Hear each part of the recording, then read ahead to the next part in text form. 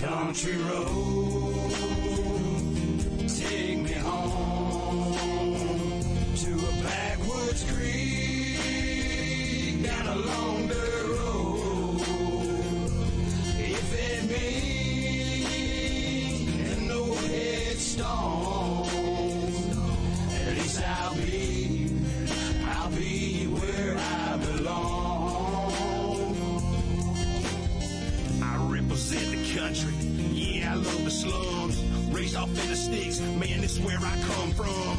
Love crackling cornbread, collar and corn-fed. Southern by the grace of God, and when I'm gone, country dead. I ride them dirt roads, sometime to reach that destination. Ducked off in Jones Wood, it's like I'm always on vacation. Blaze up the bonfire, calling up my country folk. Just build up that mason jar, light the pine and take a smoke. It's all good, we all fine. Big Marcus brought the moonshine. Kid Rocky in the dashboard, peaches shaking in the moonlight. It's something by them back roads, stretching out across the county line. It takes me back to my days of young when my grandma was my sunshine. I love all the things that the country bring. Backwood riding little country lane on the front porch with my girl and kids. Cause the smell of beneath the country rain may not mean that much to some, but to me it's where my heart belongs. I'm calling on them country roads, them the ones that take me home. Country road, take me home, to a backwoods creek, down along the road, sideways down that old dirt road. If it means no headstone, at least I'll be where I belong.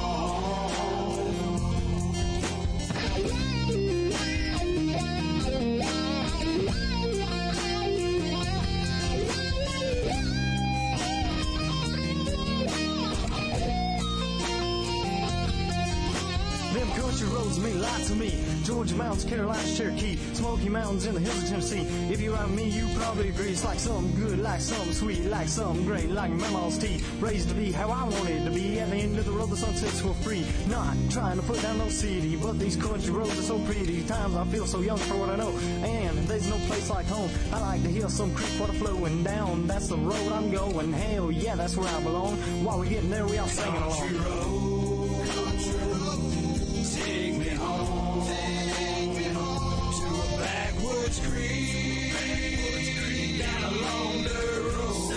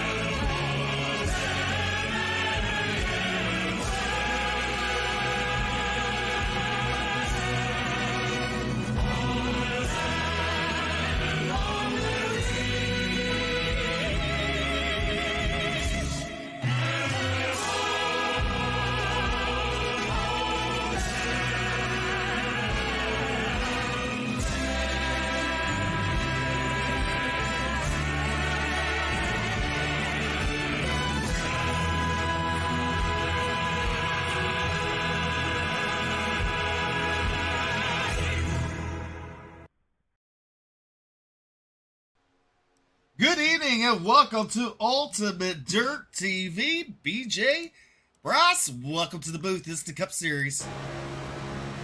Hey, let's do it. Final race of the week, and it's Daytona. Can't get any better than this. Definitely. Something fun. We're going. We just got to fix Mikey Neal Jr.'s camera real quick, and we'll be ready to rock and roll. Got that. Let's see here. We'll work on that. 28 drivers tonight signed in to race. Take a quick look at our points going into tonight. Everybody is locked in, so we'll look at the points, and then Bryce will have to mention the playoffs, how they are looking. So going into tonight, we've got Alex Huffman, leading the points. Aaron Smith in second. Cedric Hunter third.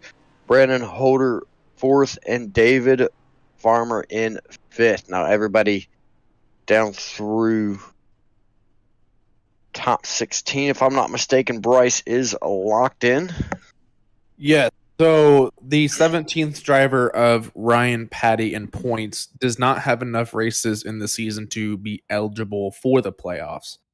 And everything underneath Ryan Patty, after looking at it and talking to people in the upper ups here at Bluegrass iRacing Series, they all are in agreement that no one behind Ryan Patty is also eligible. For everyone above Ryan Patty, congratulations. Since you will start this race, everyone's locked in the playoffs.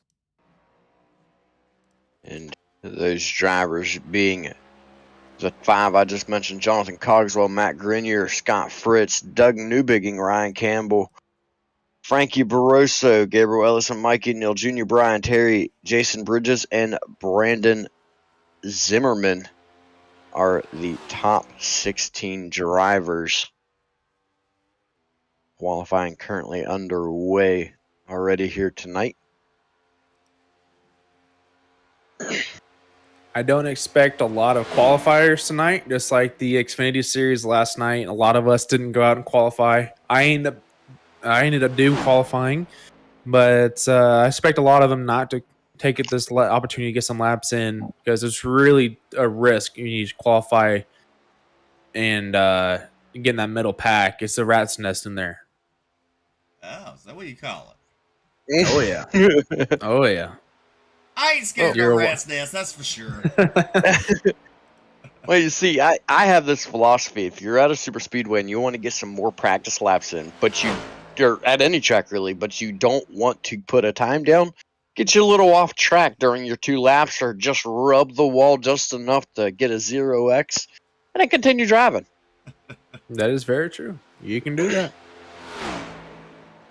Well, Jonathan Cogswell out on the track in the 27 from Plainsfield. Also on the track in the 84s, David Farber, Tony Iverson, Jason Bridges, and Matt Grenier there in the 15. So, Jonathan Cogswell comes across the line there.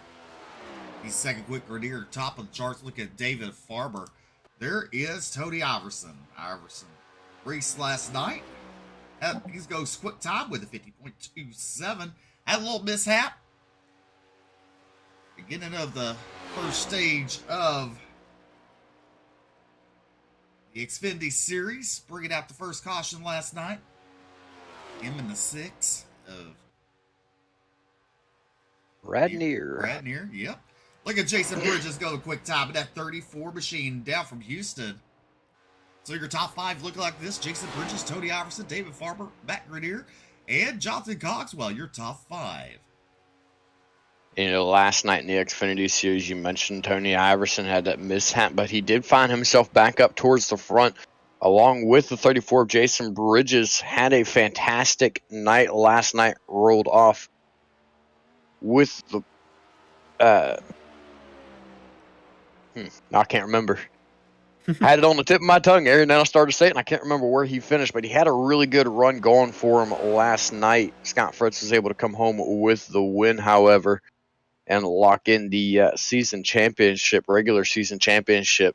I look forward to seeing Iverson and Bridges have another good night here tonight.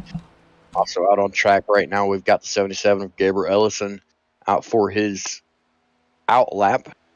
See him there running the high side, trying to build up as much momentum as he possibly can. Gears being really long here at Daytona.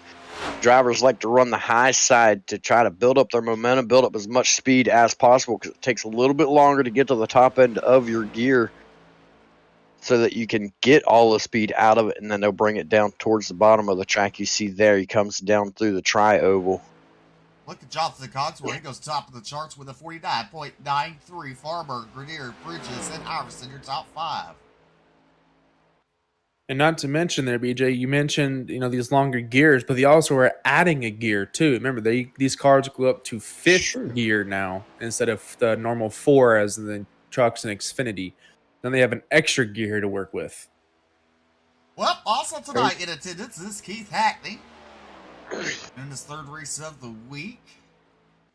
And BJ, right before we went on air, I told you something. What did I tell you? Gabriel Ellison goes top of the chart. So what did I tell you? Right before we went on air? Yeah. Yeah. What did I tell you? That we had Scott Fritz on camera? No. About the drivers in the booth. What did I tell you? Oh. That I'm the best, obviously.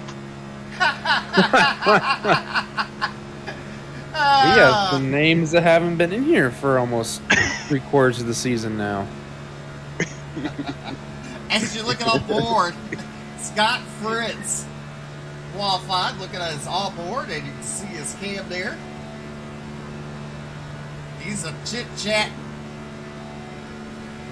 Looks relaxed. He does. From Glittertown. LRA, CFM, Jewel C, Speed Shop, Mid-South, Mafia. We're going to take a lap around with him here as he wants to qualify. Won last night, again, as they said, in the Xfinity Series. While they're talking, also Cedric Hunter is on track. Bo Abbott in the 48. So while BJ just came in, I see out of the 2 drivers in the booth tonight,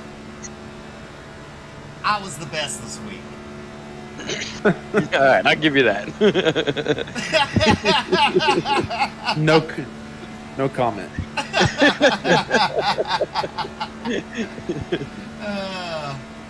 I don't know. I don't remember seeing the number 9 in the top 5 at all last night, so I'm just saying.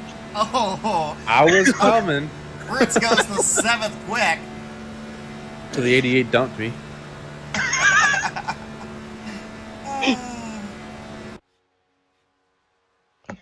There's some drivers that have connected that I haven't seen in a while here, Steve. You got Garrett Pitt connected, Landon Huffman connected, and James Seawright all have connected. I think I've ever seen these names since like week 2 or 3 this season. I don't remember seeing Seawright since the last time we ran a super speedway, which was the first race of the season. So it's nice to see him back on track. Also out on track, though, we've got Sacramento, California's Mo Abbott. Had a pretty good run going for him last night. Was able to roll off a podium in the Xfinity Series. Now he's in. He must be trying that banana yellow luck that Aaron Smith has been carrying with him all season. And actually, I have some breaking news on Aaron Smith. Actually, oh. Yeah, it is on our episode 3 of our Bluegrass Race podcast that comes out every week. However, Aaron Smith may or may not be returning to Bluegrass iRacing Series. That's right. I know why. I mean, is it a secret? I don't know if it's it's out on the podcast, so it's not a secret. Oh, so. okay.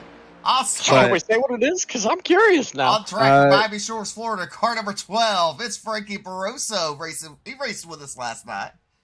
Yes, he did. The reason he has not coming back is I believe he is racing in another league, is what I've been told. Gotcha. For I guess a different prize. I guess I don't. Gotcha. 31. Jason knows more about the details. So there's the 31 pulling down the back straightaway. He's going to give it a restart. Garrett Pick on track now to 44. He should not be qualifying. Should have looked at. Well, you know what?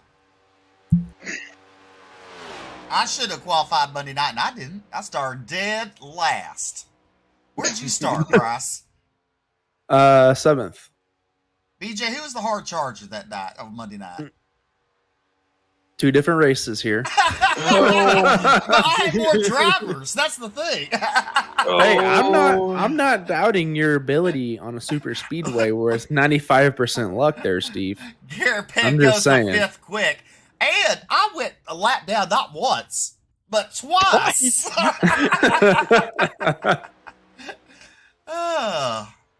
I have one of the iRacing mishaps of the season. How about that?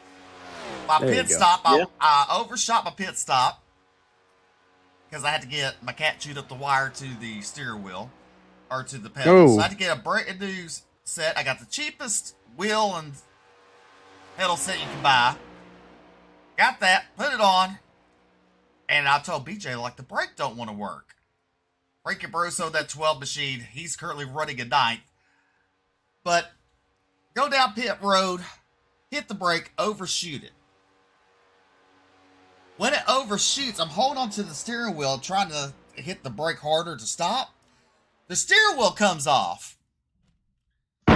Then what happens? I speed down pit road, put my steering wheel back on. Oh, that's just one thing after another for you. It was. All right, your qualifying results. It would be Gabriel Ellison on the pole, Bo Abbott, Jonathan Cogswell, David Farmer, and Garrett Peck, your top 5.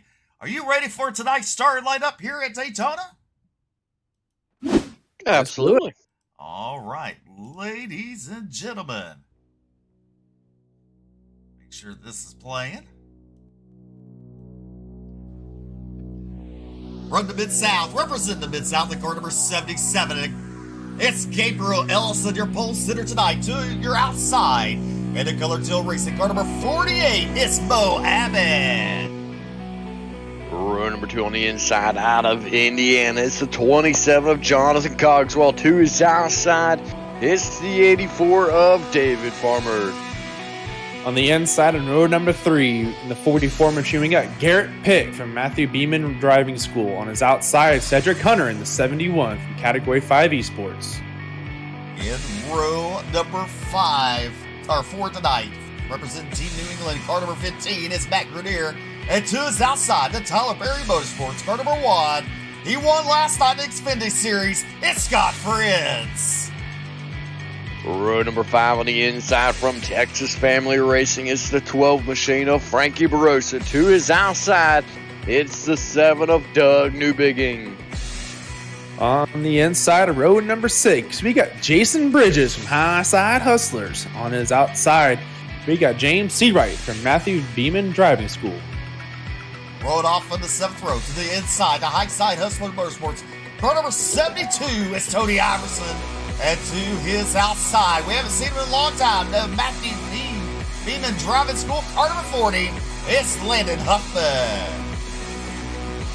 Row number 8 on the inside of the Glove Box Motorsports, number 80, it's Ryan Campbell. To his outside, Team Syndicate number 8, Mikey Neal Jr. Inside row number 9, driving the 2 machinists from Elite Motorsports is Alex Huffman. On his outside, driving the 31 car from Glovebox Motorsports, we got Brandon Holder. Row number 10 to the inside, the Lucky Ducks. Car number 20 is Brendan Zimmerman. And to his outside, the Elite, car number 88, Justin Winters. Row number 11 on the inside, Cornerstone Motorsports, number 76. And actually, that should be Glovebox Motorsports.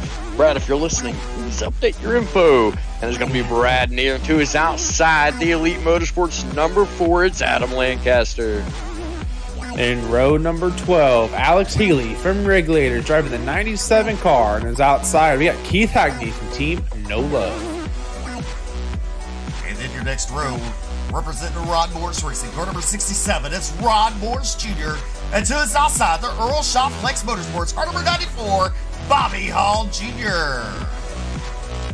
Row number 14 on the inside, THR's 008, it's TJ Hanley. To his outside, the High Side Hustlers, number 29, it's Travis Twitty.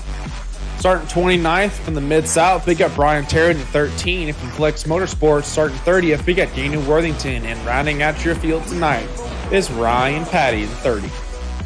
All right, that's your starting lineup for the Bluegrass Cup Series here at Daytona. Place your picks. Boys, we're fixing to go green. Gotta go Mo Abbott. Who you go with? David Farmer. Let's see who I'll go with. Alex Huffman. You can do it, buddy. Green flag is out. We're racing here at Daytona. He said I put the jinx on him several times. Maybe I get some good juju tonight. Side by side, perfect start between Gabriel Ellison and Mo Abbott. Nobody really had the advantage heading down into turn number 1. Side by side throughout the entire field. It is some tight pack racing. That is what they're known for here at Daytona. Down the back straightaway, the outside line gets the advantage, though. Mo Abbott's going to move down to the bottom, take the lead of the inside row. It's going to put him and David Farmer side by side for that lead position.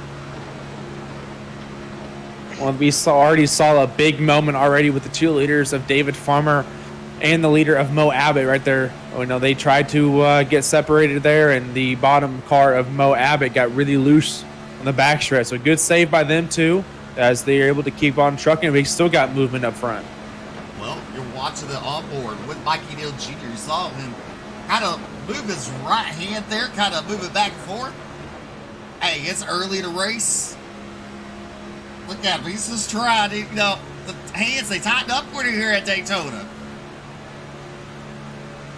Yeah, definitely. You definitely get white knuckles here, especially in the middle of this pack. And these cars aren't warmed up yet. The tires aren't warm yet. There's still a little bit of handling to do with these cars. We got some big movers right now. I mean, I'm seeing some of these cars just weave throughout this field. And one thing, too, about these next-gen cars is they tandem draft really well, which means they can only have 2 cars, as we're 3 wide right now, middle of this pack here, Steve. Definitely 3 wide. Now we're on board with Scott Fritz trying to battle for the lead as he's leading the high line there. Looking at 7,100, giving David Farmer a push. And the one machine is falling back. Wrecking already, backstretch. On board with Scott Fritz. When this happened, your first caution of the night.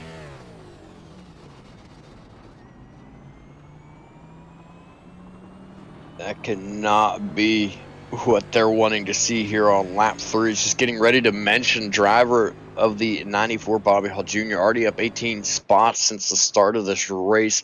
We're only on lap 3, but drivers getting shuffled around quite a lot here early on in this race. Just see right there, Scott Fritz gets sandwiched in the wall at 27. Jonathan Cogswell, the 40 of Landon Huffman. Those drivers just getting together, shooting up into Scott Fritz. Unfortunate turn of events. You look, the 27 and the 40, they just made contact and they had nowhere to go but up when they made contact. And Scott Fritz was just the lone person to get collected, huh? Wrong place at the wrong time. Good job by everybody else, though, having a peace of mind to move down to the apron and make the safe move to get away from it. And I'll tell you one driver that he might need a new change of bridges. That's the 15 right there. He was right in the mix of that Matt Grenier. Right there, bumper right at the back of those guys. And that whole team right there, the 40 of Landon Hussman, the 44 of Pick, and I don't remember who was the first car in line there. They were weaving and the whole way from the back of the field. Remember, they didn't qualify, so they started in the back of the field. They were, bobbing and weaving the whole first 3 laps, making really questionable moves here beginning of this race. And a lot of these drivers are showing their displeasure in our chat right now. It is not pretty. Well, it's Daytona. Stuff is going to happen. It's going to happen, but not this early. Well, it can. I mean, unfortunately, sometimes the How do you say it? Way the cookie crumbles. Yeah, I guess you can say that.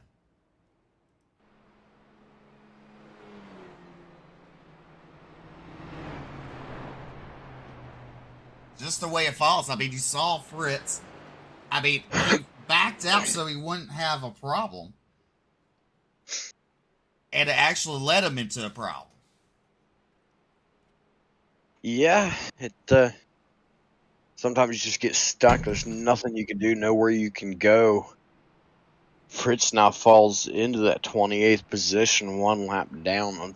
Unfortunate position for him, but And he is Tasha's here. Hey, Tasha. manually disconnected. He is out of the race. Tasha says she's here. You hear that? Hi, Tasha. welcome back. And I'm gonna be blatantly honest here, because Were you jealous I had her I name don't- back I on don't my car really- instead of yours? do what? I said, what, was you jealous I had her name on the back of my truck instead of yours? You're okay. If I'm gonna be honest here, that 44, the whole team right there, like what? That was just no, it just was very uncalled for. C. Wright, Pick, everybody, they just no, that was not called for. They've all been removed from the server now, so they've all been disqualified. So yeah, that's unfortunate, especially for Scott Fritz. You know, he won last night. He's really good at super speedways, and seeing him try to do the right thing, get out of Dodge, and the Dodge caught him. So you know, it sucks for him. I'm glad to see these other drivers removed from the session, but that was horrible. There's no excuse for that, especially this early in this race. How'd the Dodge catch them? There's no Dodges in the field. They're all Chevys, Fords, and Toyotas. Actually, we've only got one Toyota in the field tonight. So what he's talking about is unsportsmanlike conduct, and they weren't involved, basically, in the wreck. Yes. Correct. Basically, Fritz was the beneficiary of, let's put it in sports terms. So it's pretty much like a defensive lineman going after an offensive lineman and the running back getting knocked down. And that's pretty much what it's like. Well, look and at this. Unsportsmanlike conduct. Mo Abbott bringing the field back to the green with David Farmer on his outside. Row number 2 beat Gabriel Elson and Brandon Zimmerman. That's not right. Oh, 15 of Matt Grenier. There you go. Brandon Zimmerman and Jonathan Cogswell in row number 3. The pace car makes that inside. Who's into the inside, into the pit road, and the field's in the hands of David Farmer there. Green flag is waving as we're back to racing here at Daytona with the Bluegrass Cup Series. Into turn number 1, the outside line as they're even going into turn number 1 as you see Abbott to the inside, Farmer to the out. Elson side by side with Matt Grenier. Grenier giving a good push to the 84, David Farmer. Farmer has cleared Mo Abbott, but the 15 Grenier is not. Now you see him coming down. They finally cleared a 48.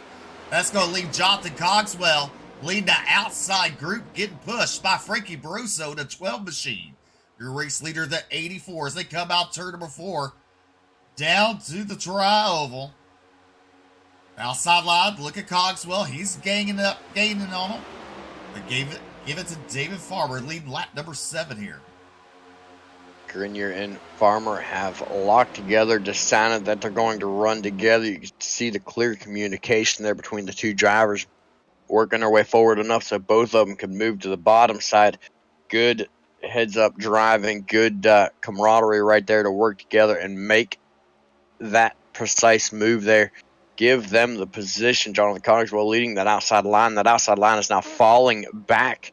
Inside line is spaced out more than the outside line. I would expect the outside line the inside line to want to be struggling right now, but momentum just not there at the moment for the outside. You need to get down, get that side draft, get nose to tail, and get pushed. And there you see the second pack. Something very common here on super speedways, split apart pack to pack. And that is exactly what's already happening here after the restart, being led off right now by Ryan Campbell. Yeah, you're absolutely right. You know, after that first wreck, everyone kind of got a reality shock, and they would get calmed back down. But yeah, this front pack, you mentioned it. The bottom line had the momentum there, and they had more cars. You know, they were a little bit more spaced out. They had more cars, but as we're seeing on screen right now, the top line is starting to come back. They're getting more cars up there. They're getting a little bit tighter, more organized, and they're coming off of turn number 4. Only for Matt Grenier in second place. I do also want to point out one thing. Matt Grenier and David Farmer are both teammates. So they're in a Discord right now communicating with each other. So teammates Tainman 1 and 2. And I want to point out earlier something too is whenever Matt Grenier and David Farmer made that pass for the lead and would go 1 and 2, that's what I was talking about earlier. The 2 tandem drafts right now that you can able. We got caution or no trouble. He saved it. We're good. He saves as we were on board with him. Looked like a little bit of an apron bobble. They just clipped the apron a little bit, caused him to slide up and then come back down. That's Bobby Hall Jr. in the 94, able to hold on to it. Now he's going to try to lock back into the draft, try to catch back up.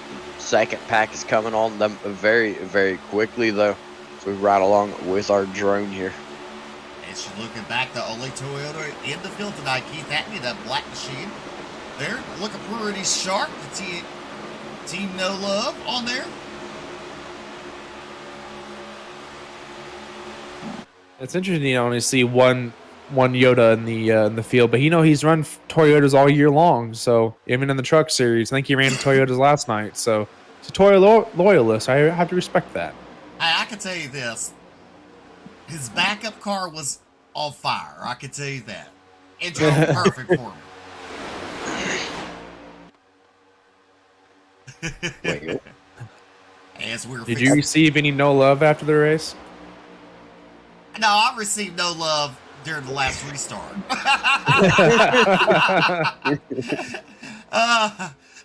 Never mind. We ain't gonna go with that. Anyway, let's go to the cricket of Cam.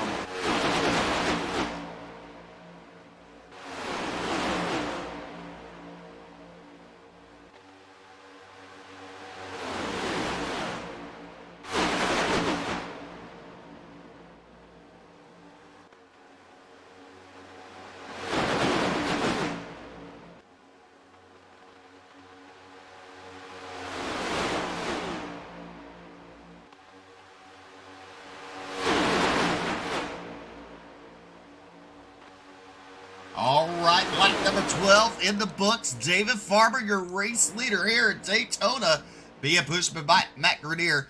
The outside lines being led by Jonathan Cogswell. He's in the fourth line there, being pushed by Jason Bridges in the 34 machine. As you see about turn number 2, they're 2x2. And then the second pack has doubled up too. And BJ, it might not be taking too long to catch back up to this lead pack.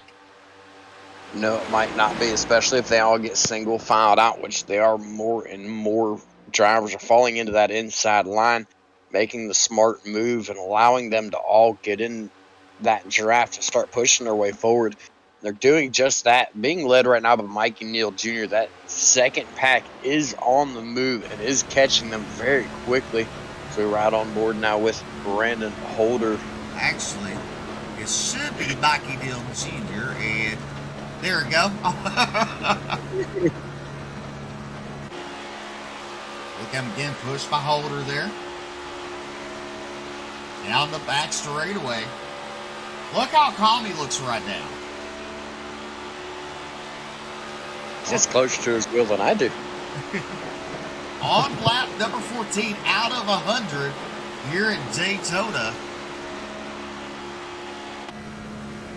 As now you look out of his front windshield, you can see the lead pack ahead of him.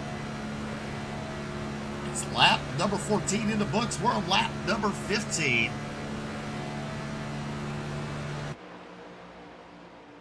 Thing too about this lead pack too, Steve. I'm just watching different POV here. The top line is gone now. It's only have 3 cars in it. The bottom line now has momentum. As I say that, excuse me, the Jason Bridges and I believe that is Cogswell up front. Excuse me, yeah, Jonathan Cogswell. They made a little bit of move right there that allowed, they moved up a little bit right there, but they lost all that momentum as they enter turn number 3 and 4. But it's like on the straightaways, the top line has a little bit more momentum because they're on the higher speed side of the corner. However, the bottom line does regain the momentum there on the entry in the corner. Well, the drivers, you look right now, they have 5 drivers to the outside line. The Cogswell is now gaining some spots up there as the outside line forms. You see Cogswell bridges the 97 of Alex Healy, and then you got the 69K of Hackney and a 113, I believe, that is, of Daniel Worthington. Trying to make something happen to the outside line and look a little out there. There is Travis Twitty in that 29 machine. He's looking to get that distant draft. Allows him to slowly gain more and more speed as he gets closer and closer. I'd allow him to get a little bit of a slingshot. If he gets a gap to the bottom side, he can move right back to the bottom, pick up a couple of spots by doing that. It's a good move when drivers start to spread out a little bit, which I expect to start seeing here soon. Watch it right there. Pitcher closing 2 laps. The 15 takes the lead. Farmer getting pushed by Barroso. Farmer got a little loose there when he got that push. And now look at Jonathan Cogswell side by side with Grenier. As you see the 34 Bridges right behind him, giving him a push. As they come down the first straightaway through to the trial as we complete lap number 17 here at Daytona. Some good driving right now, but all of these drivers. But yeah, now there's another third driver of the teammate for David Farmer in the 15 of Matt Grenier. The 97 of Alex Healy has now entered the picture on the high line. He wants to be up there with the leaders, but we're with 3 wide right now with Jason Bridges, the 48 of Mo Abbott. A little bit of contact being made, contacts all over the place. Looks like they're able to get it all situated and figure back out. Mo Abbott dips down on that bottom line, and everyone's able to get safe and back to normal racing. That was a little hairy there, BJ. Yeah, a little bit, but everybody's able to keep it on going. It's not exactly uncommon or unheard of here on super speedway, especially when drivers closer they race together, the faster they go. So they're gonna try to do that a little bit here and there. A lot of moving around, a lot of shaking. 2 laps to go here in the stage. First stage on lap number 20. So we'll be seeing that here momentarily. Look just how close Mo Abbott is to David Farmer right there, getting every bit of side draft that he possibly can, trying to get forward. And there's the backpack. It's definitely coming. One mistake, and they're there. As we see the 48 of Mo Abbott is all over the place, pushing the 27 of Jonathan Cogswell is pushing Mo Abbott like he's never pushed anyone before. And Mo Abbott can barely hold on to this car right now, Steve. Definitely, that car has been all over this track, that's for sure. Yeah. As I believe the white flag for stage number 1 is out. And now Mo Abbott goes to the inside for the lead. Jonathan Cogswell stuck up there on the high side as they come out turn number 2 down the back straightaway. Cogswell getting a good push by the 34. But the inside line right now is just too strong. Here comes a move on the high side. We see Matt Grenier in the 94 of David Farmer. Now on the high lane, now Matt Grenier takes the lead. Now the second place of David Farmer now takes it. 27 is now in third. And Jason Bridges on the outside. Mo Abbott falls away to finishes P5. It's amazing how something changes the entry of turn 3 and 4. That it definitely does. Coming home with the stage win, we got the 15 of Matt Grenier with the last second move through turns number 3 and 4. John Cogswell comes home with second. Jason Bridges third. Sorry. It's jumping around on me here. I'll take a quick look at it this way and I'll tell you exactly what it was. Matt Grenier coming home with the stage win. David Farmer second. John Cogswell fourth. Jason Bridges fifth. Mo Abbott sixth. Alex Healy 7th, Frankie Barroso 8th, Gabriel Ellison 9th, and Keith Hackney rounding out the top 10 here with the... Sorry, Brandon Zimmerman rounding out the top 10 here with stage number 1. I stopped one driver short. Well, David Farber is down pit road. Ross, do you know why? Interesting call, because I believe pits are closed still because they haven't caught the pace car. So I believe that's just an EOL penalty. So you start at the end of the field, come in, get they're gonna come in and get fresh tires and fuel here when they should come back around. Interesting strategy call, but I don't know if he's out of fuel or if he stayed out that the first caution or what. That was very interesting there, Steve. Definitely. He did stay up in the front of the line quite a bit. So with as much as he stayed up at the front of the lines, there's a good chance that he might have been at the very limits of his fuel and coasting it into pit road. Everybody else behind not having to run full throttle the entire time. So there's a good chance that he was at the edge of his fuel limit there. It's a good observation there, BJ. I'll give you that one. All right, I'd like to thank the sponsors real quick. Roasted Jim's Coffee, Kinder Performance, Buck Kicker, Nacho Racing, Huffman Designs. Ross, bring us down pit road. And Matt Grenier brings the field down pit road. And I believe all these drivers can come in, get 4 fresh tires of Goodyear Eagles. They come in and get a full fresh tank of Sunoco Racing fuel. As we should see the left sides go up on all these cars. As I know last night we pit on the stage break. Yep, left side goes up. I believe that's Cogswell. Left side goes up on the 77. Matt Grenier only gets fuel, it looks like. I didn't see any tires or his car move at all, so it's like he got fuel only. I would expect some right sides here only, too, because, it's definitely not – it's not Atlanta. Wears the tires kind of like the Atlanta Super Speedway now does, but it does with these next-gen cars. They're a lot more – the handling is a lot difficult. So I expect some right sides here as a strategy. Well, I BJ, support Matt Greener's position. Why don't you try and see if you get a shout out with Matt Grenier?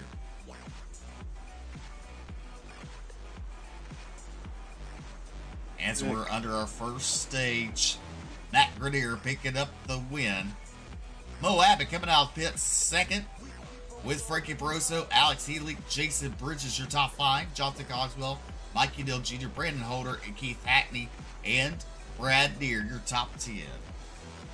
Well, we do not have Matt Grenier in Discord. He is in DNA Speed. Oh, I'll be the only one that can see him. Maybe well, then you drag him.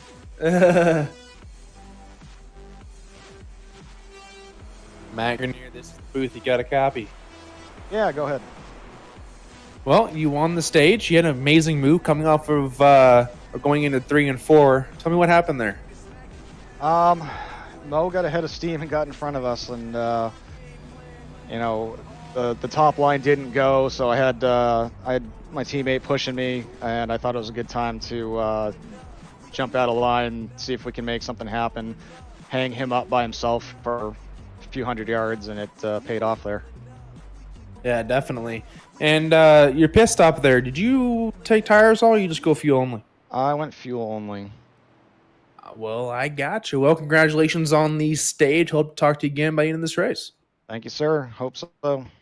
And DNA Speed, correct? Yes, sir. All the way at the bottom. Yep, I found it. Have a good one. Thank you.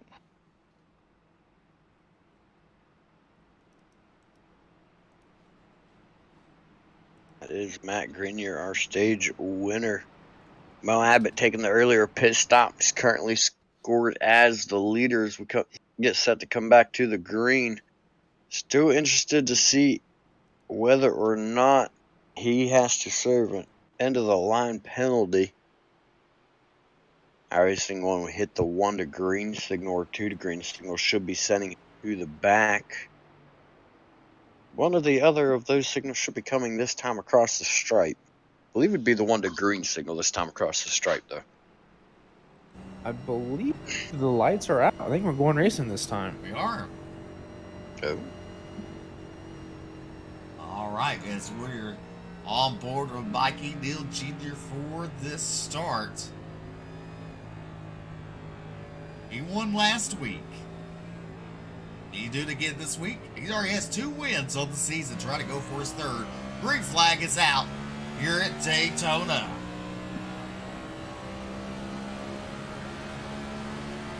Chip crosses the stripe and heads to the high side. As soon as he crosses the stripe, drivers cannot change lanes until after the start finish line. That's exactly what he did. There's 1 spot, 2 spots. Now heading for 3 as he creeps up on the back of Brian Terry coming through turns number 1 and 2. Makes some good moves already. Good move to go to the high side when he did move his way forward. Now if they just tighten up there on the high side, he can get just a few more spots out of it possibly. Most every one of the drivers ahead of him already heading to the bottom. Bottom side's already tightening up, starting to get in formation, being led off right now by Grenier with Mo Abbott in second there. As now we're seeing on screen, the top line now has a majority of the cars on the field. They have a little bit more momentum. We saw there on the backstretch, though, the bottom line's able to keep their positions. But however, the top line again is on the move. We have a new leader, Alex Healy. He has his teammate behind him, the 15 of Matt Grenier, the 48 of Mo Abbott behind the number 15. Jonathan Cogswell is on the outside of Mo Abbott. And, man, you see on the exit there, all these cars, they're everywhere on corner exits. So you know these cars aren't handling well. And look at the sponsor of the 97. We saw the Truck Series. The Ass Blaster is back. The Ass Blaster 9000.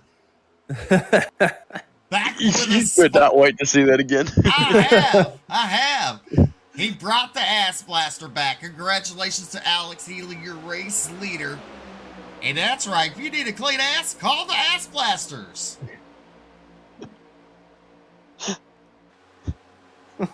Battle for the race lead right now. Jonathan Cogswell has it through turns number 1 and 2 on the outside of Alex Healy. Side by side for the front 6 rows. Everybody else, till you get a little further back, they've all fallen single file. Now Keith Hackney moves to the high side. He's the last car on that outside line. Outside's getting the momentum, getting the run. The Edwards Racing number 27 has the lead into turn 3. Inside, shorter way around the track to get the advantage through the turns.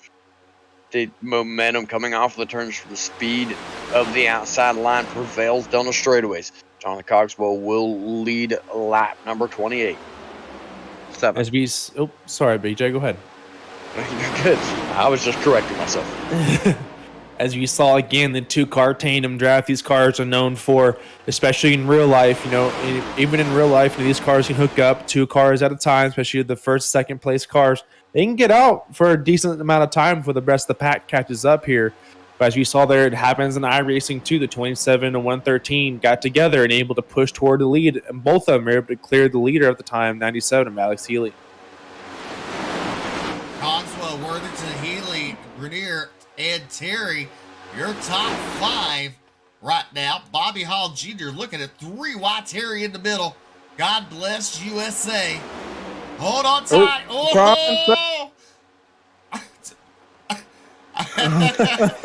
Knew that was going to get sketchy with a car sitting in 3 wide in the middle by himself. I knew that was going to get sketchy. Just it was a matter of when. Really impressed by everybody to not wreck it right there. Saw the 84 of David Farmer. He got into the wall a little bit through turns 1 and 2.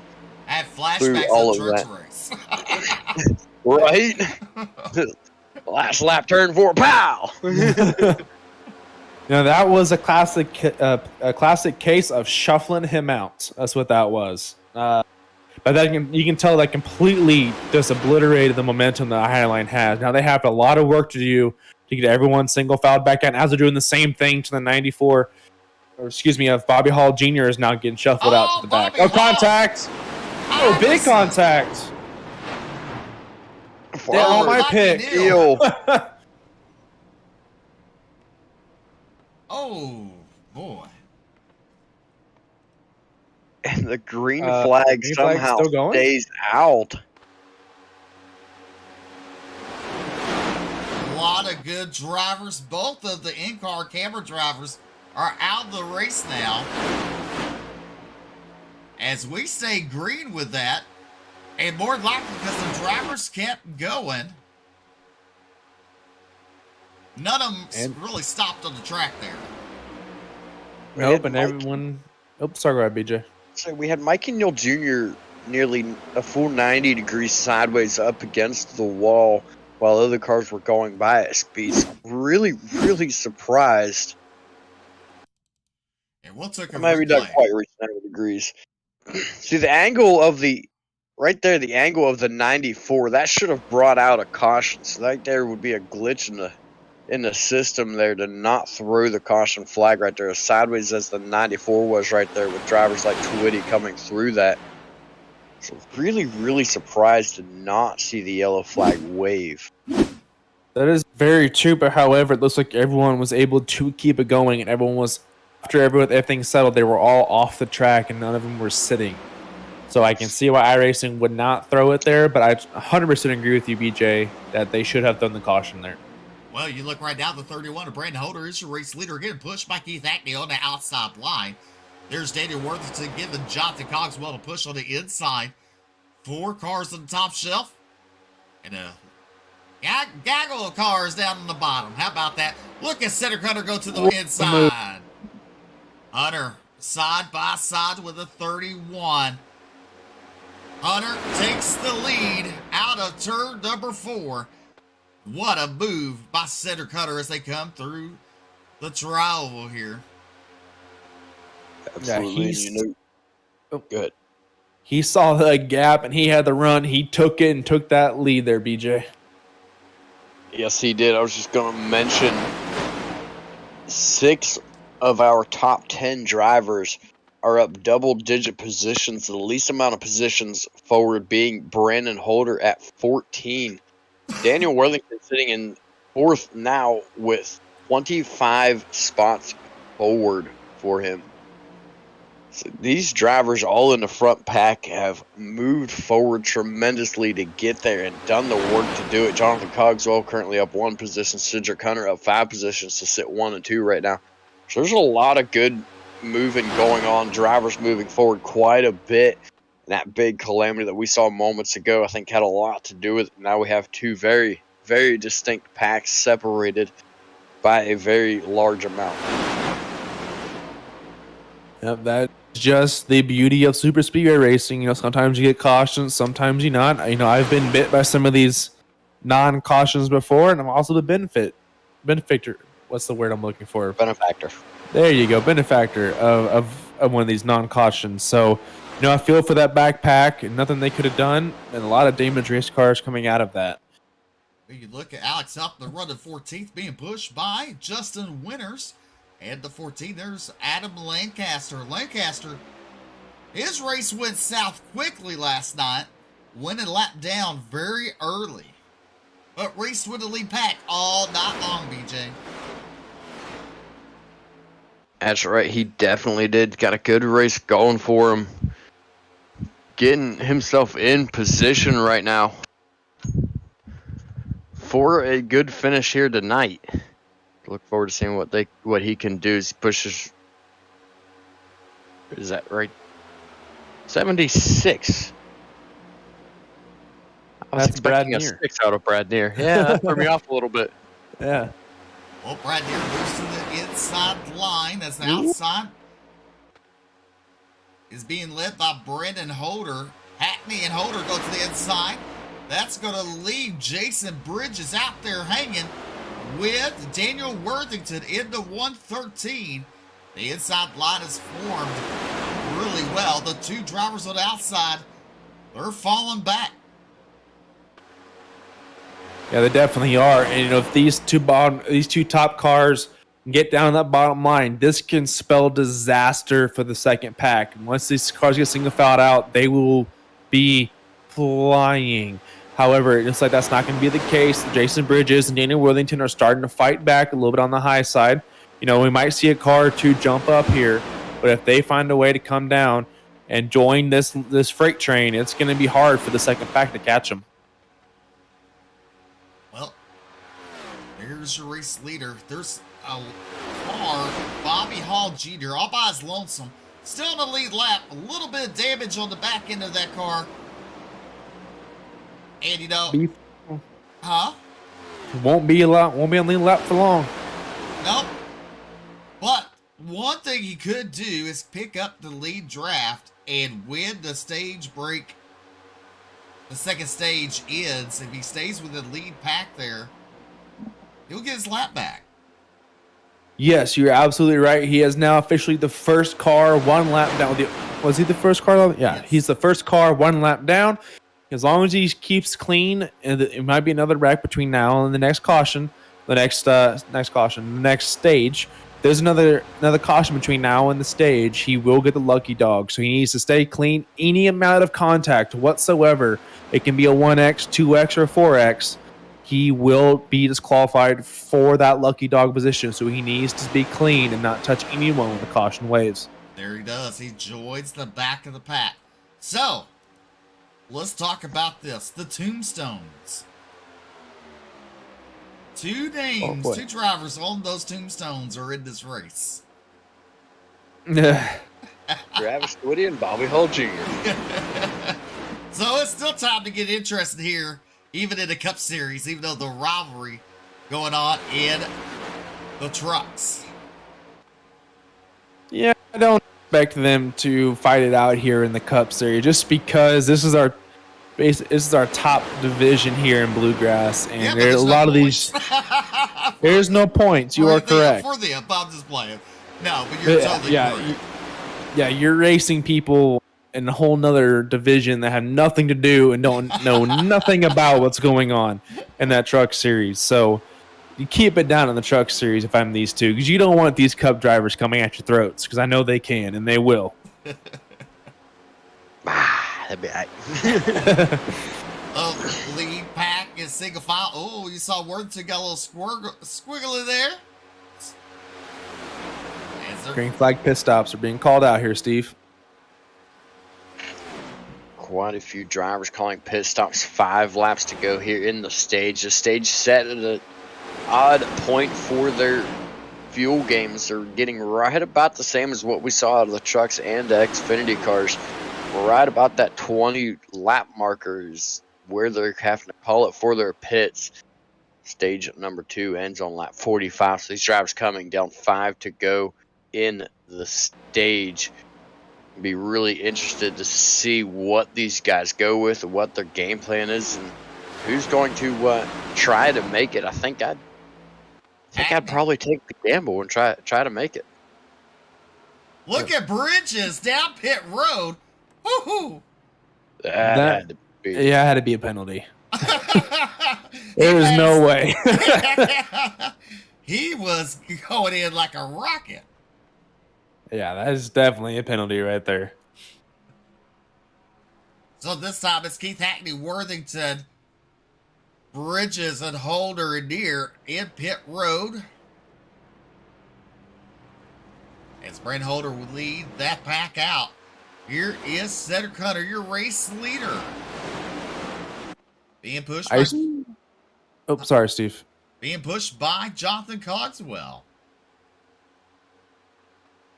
I expect here in the next couple laps, they're going to see the rest of the field come down as we have one solo driver. It's a bad news for him.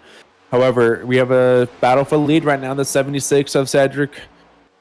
Excuse me, he was 76. Ron Morris Jr. His numbers are flipped, darn it. The 76 of Ron Morris Jr. now takes the lead. The 97 of Healy's behind him. The 15 of Matt Grenier is battling for third place with Cedric Hunter. There is some more green flag pit stops starting to come out because we are heading into 2 laps to go left in this stage. Matt Grenier's going to be under, or Jason Bridges rather, is going to be under very heavy penalty for that one. Came down pit road right about 20 miles an hour over his speed. Just 3 laps to go here in the stage. More drivers coming down pit road. You see there Cedric Hunter, Jonathan Cogswell, and the 77 of Gabriel Ellison all heading down pit road for their pit stop before the end of the stage. I expect them to only run fuel only here. Come down and get tires at the end of the stage. Don't get tires here at Daytona, especially on green flag pit stops for all those drivers. Rod Morris Jr., Alex Healy, Matt Grenier, Mo Abbott, and Frankie Broso, your top 5 here at Daytona as we're on lap number 43. Here comes leaders. I never take tires on Daytona or Talladega anyways. In the truck series, I never took tires the whole night. I only took tires at the stage. That's about it. Should I have taken tires? Ah, you got 5th. I wasn't worried about it. Nah. At least Xfinity cars are always a handful, so I always took tires, especially on stage, because you can. Why not, right? Right. Well, the 48 of Mo Abbott is your race leader. All by his lonesome out there, way out in front. And there is Matt Grenier in second coming off of pit road. There's Cedric Hunter. You mentioned Mo Abbott way out in front. He is way out in front, but you notice he was way off the pace compared to everybody else on the track, was letting cars ahead of him just run away from him. He's currently slowing it down, clutching it, doing whatever he's got to do, trying to make it to the end of the stage. He's going to be coasting it down pit road. By the way, it's looking right now. He's going to have a really, really tough time, especially as slow as he's going to have to go in order to make it to the end of the stage. Yeah, I think we're going to see. Oh. Okay, he's I don't know where did he go leave or what happened? Just blinked. I think it is. Oh, there he is. There he is. But yeah, I think we're seeing another potential strategy move here. You know, we saw Bobby Hall Jr. or not Bobby Hall. Who was the stage one? It was my pick.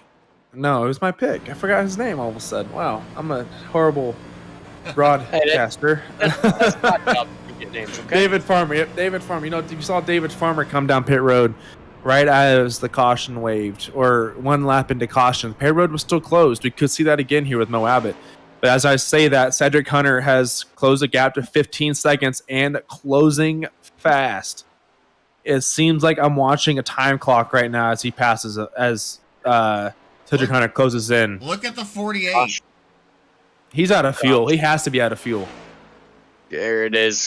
Caution should have finished. Mo Abbott has crossed the stripe at the end of lap 45. So the caution flag has finally waved. Mo Abbott did win the stage, but it does appear as though he is out of fuel. He is just sputtering down the back straightaway right now. Looks like he's under power now. He's under power. He is just really saving coming to that checker. Yeah, that is for certain. Abbott, Hunter, Ellison, Holder, Hackney, Cogswell, Grenier, Barroso, Morris, and Deere, your top 10 in stage number 2. 48's coming down. Same strategy.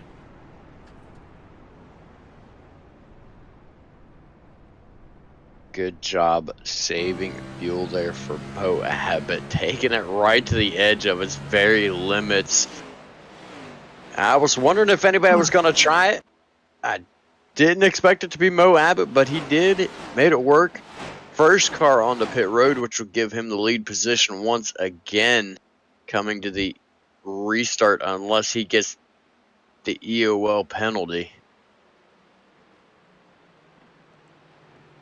Well, about 50 to go when we come back to the green. Well, if you think of it this way, it's taken us, we're not even halfway yet, but to get to lap number 47, it's taken us 50 minutes. So you think about it. We got another 50 minutes to go of racing with the Bluegrass Cup Series as we conclude the regular season championship tonight. Going to the playoffs, not next week because everybody's off next week, but we'll be back the week after with playoffs with the Bluegrass Cup Series. I'm back Yeah. short track racing. Yeah. All right, the driver's looking to come down pit road as the 80 leads him down pit road. That's Ryan Campbell, currently running in 22nd. So, how'd y'all like the in-car cameras with the drivers tonight? If you'd like to let us know, leave a comment there. Maybe we'll get your driver on. Monday night, we got to see B and Keith Hackney. Last night, BJ, who do we have? Last night we had Nate Maurer and that one guy. He didn't really show up. It seemed like half the time. I don't remember his name. Yeah, that guy. Yeah, that guy. Bryce, Yeah. Bryce Hunter. Tonight, the curse was on them. That's for sure. Mikey Neal Jr. and Scott Fritz, the only two drivers we had tonight. Tough luck for them. Hopefully, we can get them back on throughout the season, the rest of the season. Something new, something different.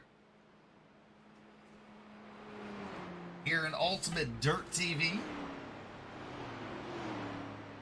As Holder is your race leader, with Keith Hackney in second in a 69 car. Then you got Ellison, Hunter, Cogswell, Abbott, Grenier, Morse, Neer, and Worthington, your top 10. So it looks like a 90 of Ryan Campbell. Well, he pitted, so he cannot be the lucky dog.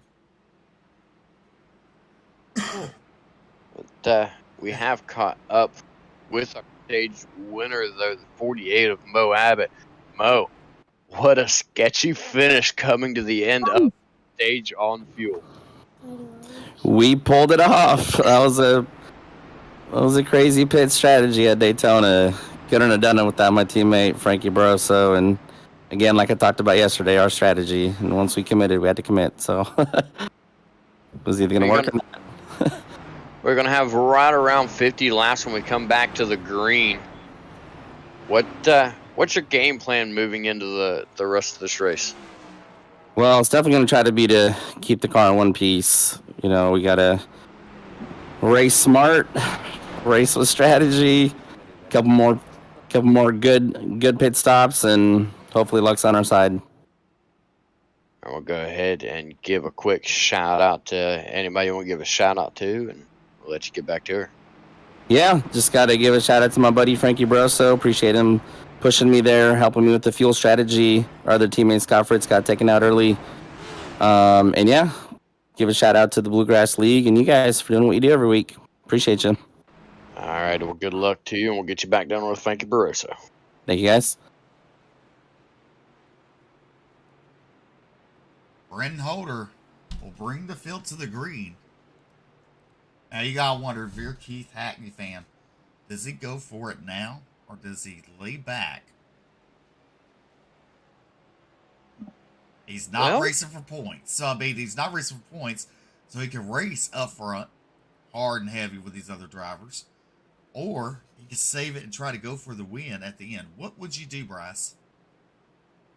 Boy, my gut is telling me to stay where he's at. He's in front row. It's one of the safest places on the track, or go in the back. But one that's nowhere here or there as he dives down to the second line, the bottom line right there. Now he's second place.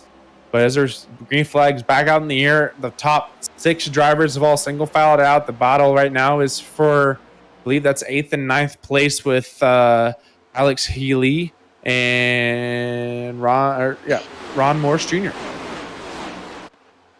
As they come down the back straightaway, the 15 got pushed out there on the back straightaway as the inside line is formed. Look at Alex Healy now starting to close up on the 15. On the outside line, there's the 80 machine of Ryan Campbell there. Well, actually, now he got left out to dry on the outside because the other two went to the inside lane. Here you see the 94, he went a lap down. Still a lap down. Bobby Hall Jr. He has Travis Twitty ahead of him right there and Doug Dubigin. Doug Dubigin will be the next car to get a rave around if something happens. As you see, David Farber back on track in an 84 machine. Bobby Hall is actually showing 2 laps down at the moment, so he's got himself into a little bit of trouble. There's quite a few comments being made about black flags having issues. It's currently still under review, but if they don't act quickly and get it taken care of, several of these drivers are going to end up getting disqualified by iRacing itself. Appears there's a little bit of controversy with the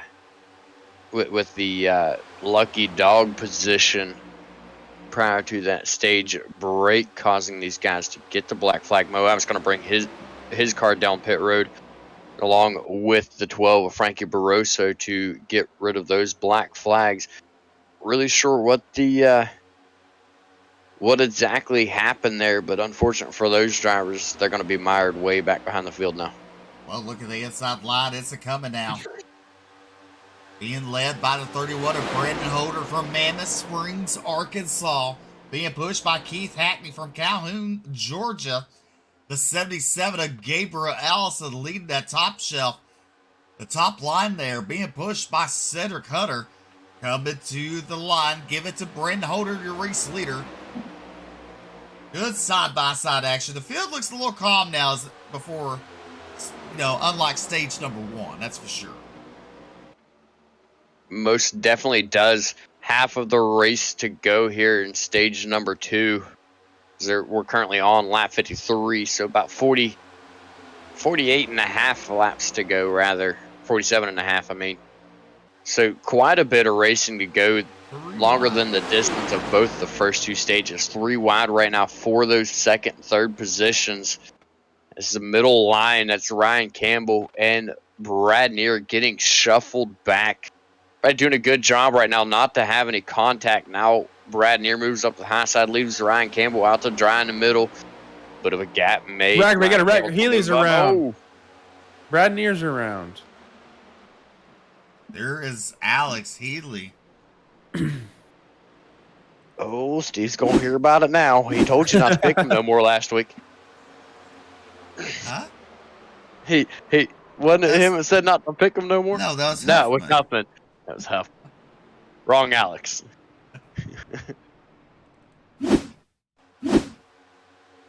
I don't know what happened to Brad Deere, but let's rewind it a little bit more there. But he came and just body slammed 97. Makes contact with the outside wall with the stand at the line, I mean. The heck happened there? A little bit out of character for him, just get up there into the wall. Doesn't look like there's any contact behind from anybody else. No, there really wasn't any contact from anybody. Just shuffling around from that 3 wide situation, moved his way up to the high side, got out of the middle of that 3 wide. And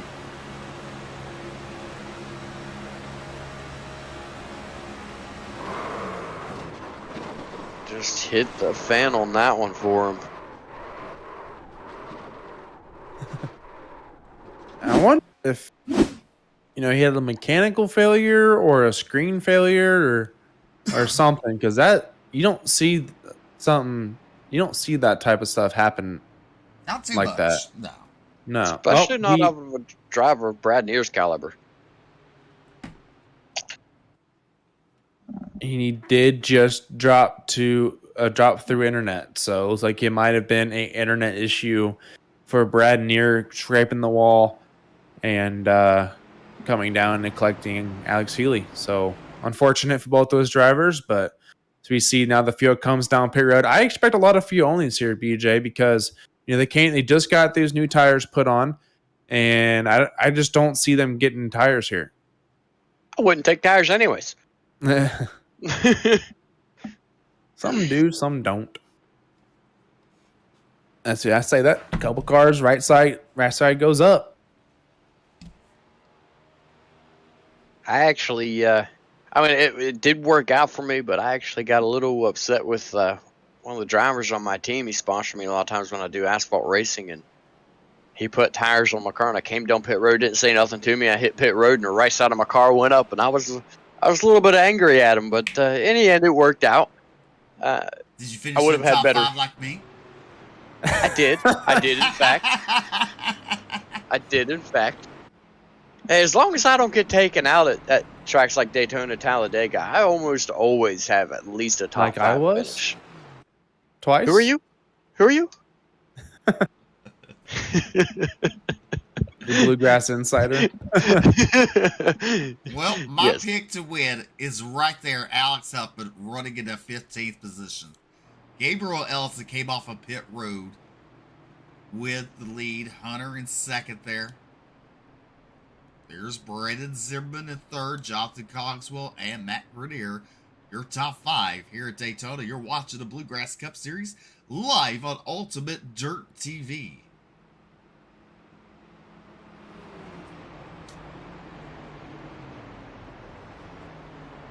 This cost exactly what the 48 of Mo Abbott and the 12 of Frankie Barroso needed to get themselves back on the lead lap. Barroso's in position along with the 80 of Ryan Campbell, the 94 of Bobby Hall Jr. 94 of Bobby Hall Jr. and the 84 of Farmer there. They're all in position to get the wave around. There you see the rest of the field coming down pit road, getting quick top off, getting back out. Jason Bridges going to cycle around to the lead. Brian Terry Mo Abbott finds himself back into third from that. Well, there's Keith Hackney coming back out in 10th. Lights are out on the pace car.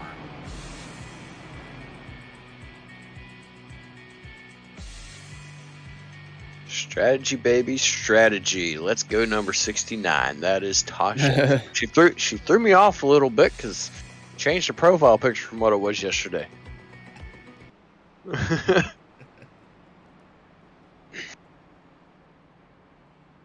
Bridges and Terry going to lead us off on the front row here tonight. Bridges going to choose the outside. A little bit surprised on that one, but good to see those two drivers up front. Bridges with a good run last night. Just not quite able to be there at the end of the race. You know, talking about Tasha real quick, isn't it pretty neat to have a spouse or partner, girlfriend or something like that support you? It's something you love to do. Keith Hackney's been racing all week, and every time you see Keith Hackney racing, you see Tasha. She's there. She's there. Cheering him Look on. at Look at this. All those drivers on the bottom line, all pitted, besides Mo Abbott. That leaves Bridges all out by himself. Green flag back in the air. Brandon Terry gets a great jump. It's like we're cautions back out. And this might be, they needed the field to double up to make it more fair, you would think. Maybe that's what happened. Well, if you ask me, the drivers made the decision on their own to come down pit road. So the single file restart, more or less, for those drivers would be pretty much exactly what they earned on their own. With the restart the way that it was, and then caution immediately coming back out, and they said it was because the back of the field was still spread out, hadn't got caught up yet. But Jason Bridges, after all on his own, caused him to fall back into third. So he will not be lined up on the front row this time. But Well, I feel like the caution coming back out as quick as it did is actually going to scramble this field up and mess things up a little bit for some of these drivers. well, I mean, there is options that can happen. They could reline the field up in the original starting positions and clear all black flags when they go back green, if that was the case. Ideas? Never know. I'm not race control. I don't do this. I just drive, right? Once a year, I drive. It's definitely their call and not ours. It makes me glad to not be in their shoes. Brian Terry's now going to be scored as the race leader from that. trying to catch up to the pace truck or pace car. Terry coming down pit road. Everybody's coming down pit road.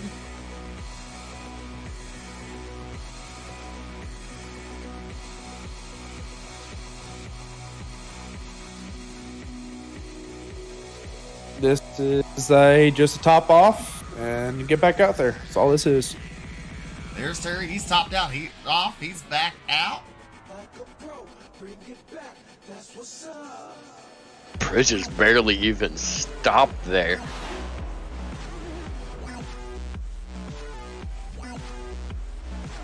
This top 5 right now looks like this: Brian Terry, Mo Abbott, Jason Bridges, Gabriel Ellis, and Matt Grenier. We will see if things maintain. Well, Bryce, you are able to hear race control. What's going on down there? Looks like it was a error with race control. He was looking at something else. I don't know exactly what he was looking at. No fault of him. However, he did not catch the back of the field. So when the field went green, he threw the caution. He was actually trying to extend it before they went green. So it was just a bang bang deal, and you know, it is what it is. And it's like they're able to get everything all figured out. A couple of black flags were cleared. We should be going back double foul for this restart here, Steve. All right. Well, Bryce, something you see a little different. I mean, from dirt track racing to asphalt. Asphalt, we're actually allowed. I mean, same thing in the asphalt series. You extend the cautions. That was what we always do in the dirt side of things. You normally don't see it on the asphalt side. So, I mean, it's not something they do all the time. So, when you don't do it all the time, sometimes it can be easily missed. Yeah, there's still a lot of confusion going on right now, because a lot of what happened is a lot of the field didn't cross the finish line before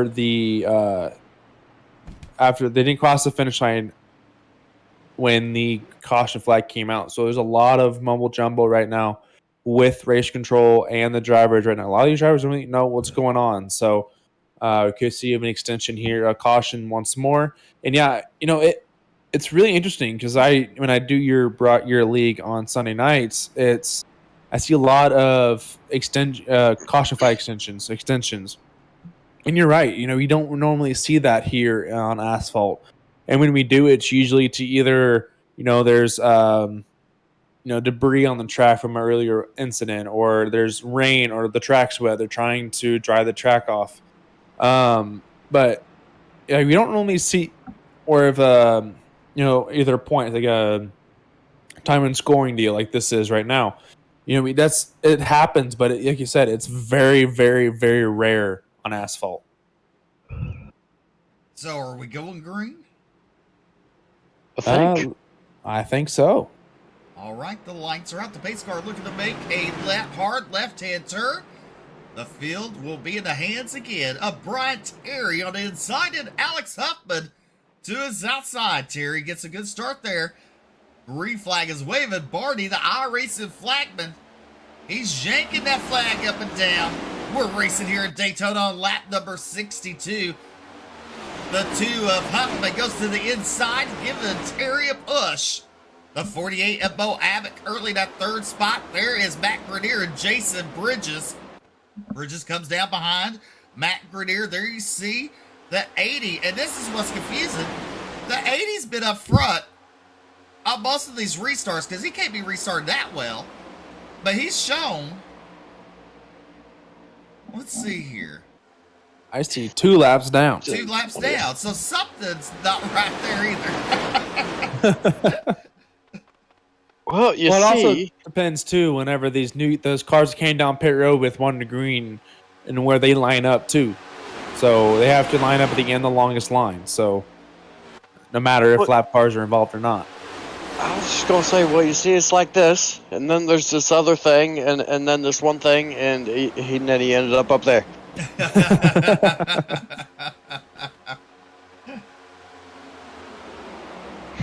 Lap number 63 here at Daytona. We said it's seen a semi-big one. We haven't seen a big one yet. The Truck Series showed that on Monday night. So, we got 37 laps to go. What do you think? Will the big one happen tonight? Last lap. Let us know in the chat.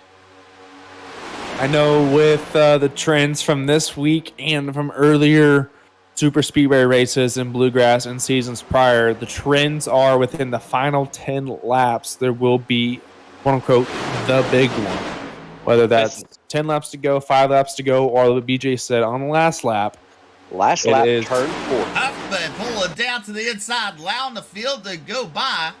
This could be a good strategy for him. He might have heard what we were talking about, the big one.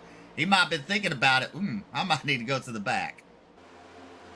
It's a bit of a squeeze for him to pull in right there, back onto the track in front of Doug Newbigging, but heads up driving by Newbigging to back off and let him in there. Jason Bridges now leads the way, being pushed by Travis Twitty in the 29. Ron Motors Jr. in third. There you see Scott Fritz coming back onto the track. Must have finally got all those repairs done. A little surprised to see him pull back out 60 laps down, but he's going to do it. Here comes the rest of the field, putting 61 laps down. Jason Bridges, another good run going for him. Twitty as well right there behind him. These drivers, we've seen them race week in and week out. They struggle from week to week. We'll see them up front every now and then having a good run, and then they end up back towards the back. Here, the last couple of races throughout the week, they've been doing a really good job getting up to the front, spending a lot of time up front, along with the 13 of Brian Terry as well, currently running in 5th. So those guys really doing a good job this week at Daytona. Definitely. As the 80 leads the top shelf, leading that with the 94 in his hip pocket there. They're trying to get that top line wound up. And they're starting to make some gain now. That's the 80 leading the top of 3 wide. Here comes another. They're good. There's Hackney in the 69, currently running in 9th position, pushing Jonathan Cogswell. And Cogswell, he dives to the bottom. Now it's Hackney in the hip pocket of the 94 of Bobby Holt Jr. Is there any way we can see if the 30 or the 80 of Campbell has front end damage? Oh, yeah. Let's see here. It seems like he's just falling more and more back. So, just curious. Doesn't look right there as though he does. Car still looks clean. Nothing visible on it. There's nothing really to create that parachute. I know what you were looking for there. And you get damage on the front of the car here on these super speedways. It's almost like you just got a parachute holding you back. There's nothing you could do to get going. Car looks like it's clean, and now as they head through the tri-oval, he is starting to move back forward. Could have just been a momentum thing with cars shuffling around. Could have just had to find his momentum, get the outside line tightened back up, get the momentum rolling again for all of them. Getting back into position. I was side by side there momentarily with Mo Abbott. We got Morris Jr. joining the top line. Remember, the 80 of Ryan Campbell is not for position right now. He is a 1 lap down car. I believe, no, excuse me. He's 1 or 2 laps down. And he is not in position right now fighting for the for his spot. He is not riding for that 5th place. That's an FYI. But yeah, we see on screen right now, we got the 20. I love this drone cam, by the way. This, I don't know it was a drone that can go 200 miles an hour. I'm impressed. 198. That's the fastest anybody's gone. I've already looked at it. You know the saying.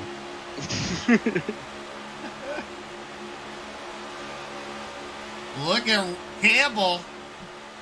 Going to give Ron Morris Jr. a little love tap there. Morris Jr. goes to the inside line. There's Campbell now. He's getting a lap back the hard way. You have 4 drivers that have broken 200, though. Matt Grenier with the fastest speed at 201. Just a little side note. Yeah, so they are hitting it. Nice. Just barely. Just 4 of them have. And here we go. The leader is now the 69 of Keith Hackney. I said, even though, guys, it's showing the 80 in the front, or it was in the front of the pack, he was not the leader of this race. 69 is now the lead, followed by the 31 of Brennan Holder. 113 of Daniel Worthington is riding third. The 76 of Ron Morris Jr. is currently running in that 4th position. And behind him is Jason Bridges. And the outside of Jason Bridges, that is Mo Abbott. And Travis Tweedy behind him. 9th place is Brian Terry. And rounding out your top 10 right now is Gabriel Ellison. So the 80 of Ryan Campbell is not for position.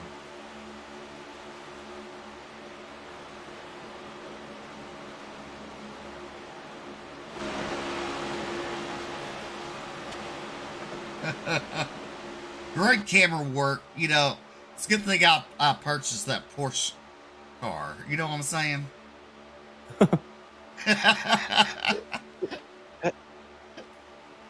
Okay.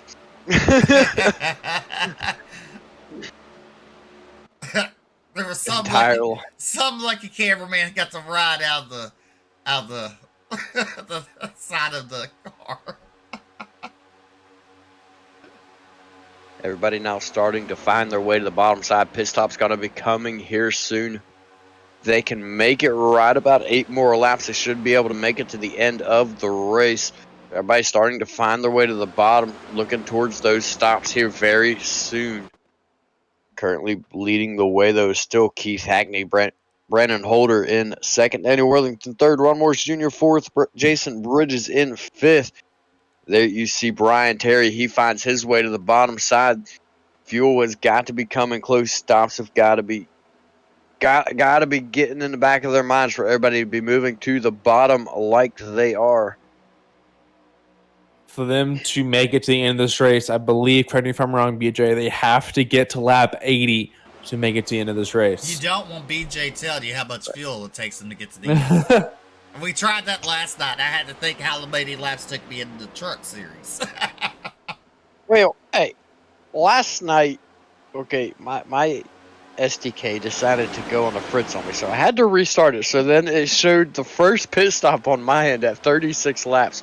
Right now, yours and mine are showing the exact same, because I got mine up too, and I can see both of them. And they're showing the exact same. So, they should be able to make it with no problem to lap 80, be right at the edge of their pit window, but they make it to lap 80. Well, you saw Mo Abbott. He was able to go 24 laps on a tank of fuel. Then you saw 21 laps with Barroso, 20 laps with Morris. So these drivers are on lap 13 and 14 on this run. So they got about 7 to 6 laps left. And potentially extend it, you know, a little bit further than that.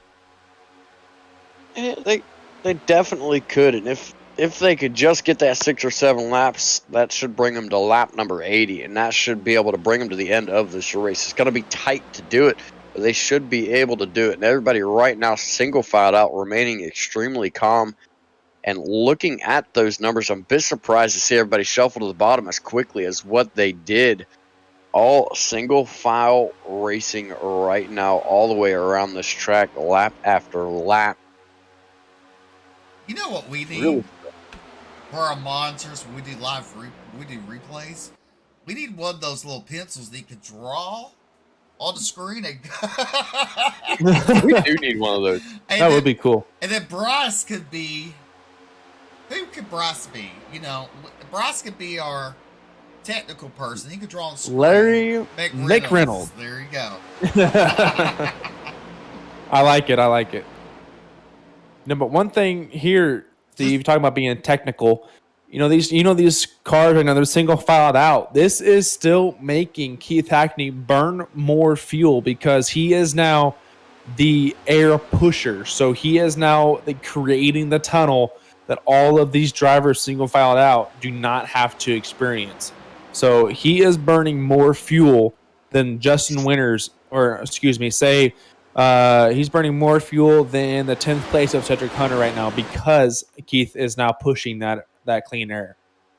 Well, I can tell you this, running dead last in the truck series on Monday night, the drivers running mid-pack could go a lot more further than what I could. Yeah, because now you have the drag. Yeah. Because now you have the backside of that tunnel closing behind you, hitting your rear spoiler. So all that air is not hitting your spoiler, which is adding downforce to your or rear downforce to your car or your truck, and now it's slowing you down just a tad. Same thing now. Keith Hackney, he is now pushing that air. So now he has front end downforce. Now he has to create that tunnel. So that's why drivers who are middle of that pack, the 72, the 1, the 48, the 29, the 77, they're saving most of fuel right now. I bet you if you go to the telemetry right now, they are running half to 3/4 throttle right now. They are saving a lot more fuel than Keith is. Keith is probably is pedal to the floor. Same thing with maybe with Brandon Holder as well. But as soon as you get down to that middle line there, 7th through 15th, 14th place, those are the drivers right now that are saving the most, only running half to maybe 3/4 of throttle right now. Well, this is the thing. They need to at least go to lap 20 to pit. The top 5. If they could go there, they could make it the rest of the way. Even possibly with a green white checker. So that's the gamble, though, is we have opportunities to go for multiple green white checkers. There's 3 attempts here for Bluegrass iRacing Series, so you have a gamble to make. You can either come pit as soon as lap 80 hits or lap 20 on your run.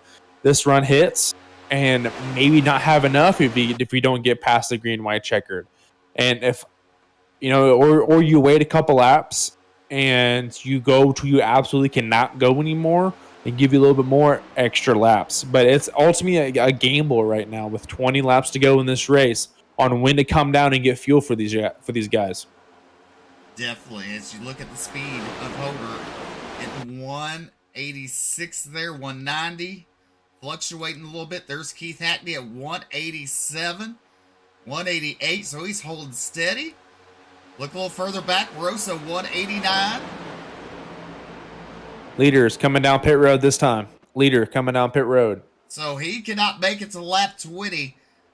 Gotta make you wonder, if he comes down now, he better save, because if they come down for a green-white checkered, he might not have enough. No, that's the gamble that all these drivers are going to take. They are not banking on a green-white checkered. As you saw last night in the truck series, green-white checkers are a thing.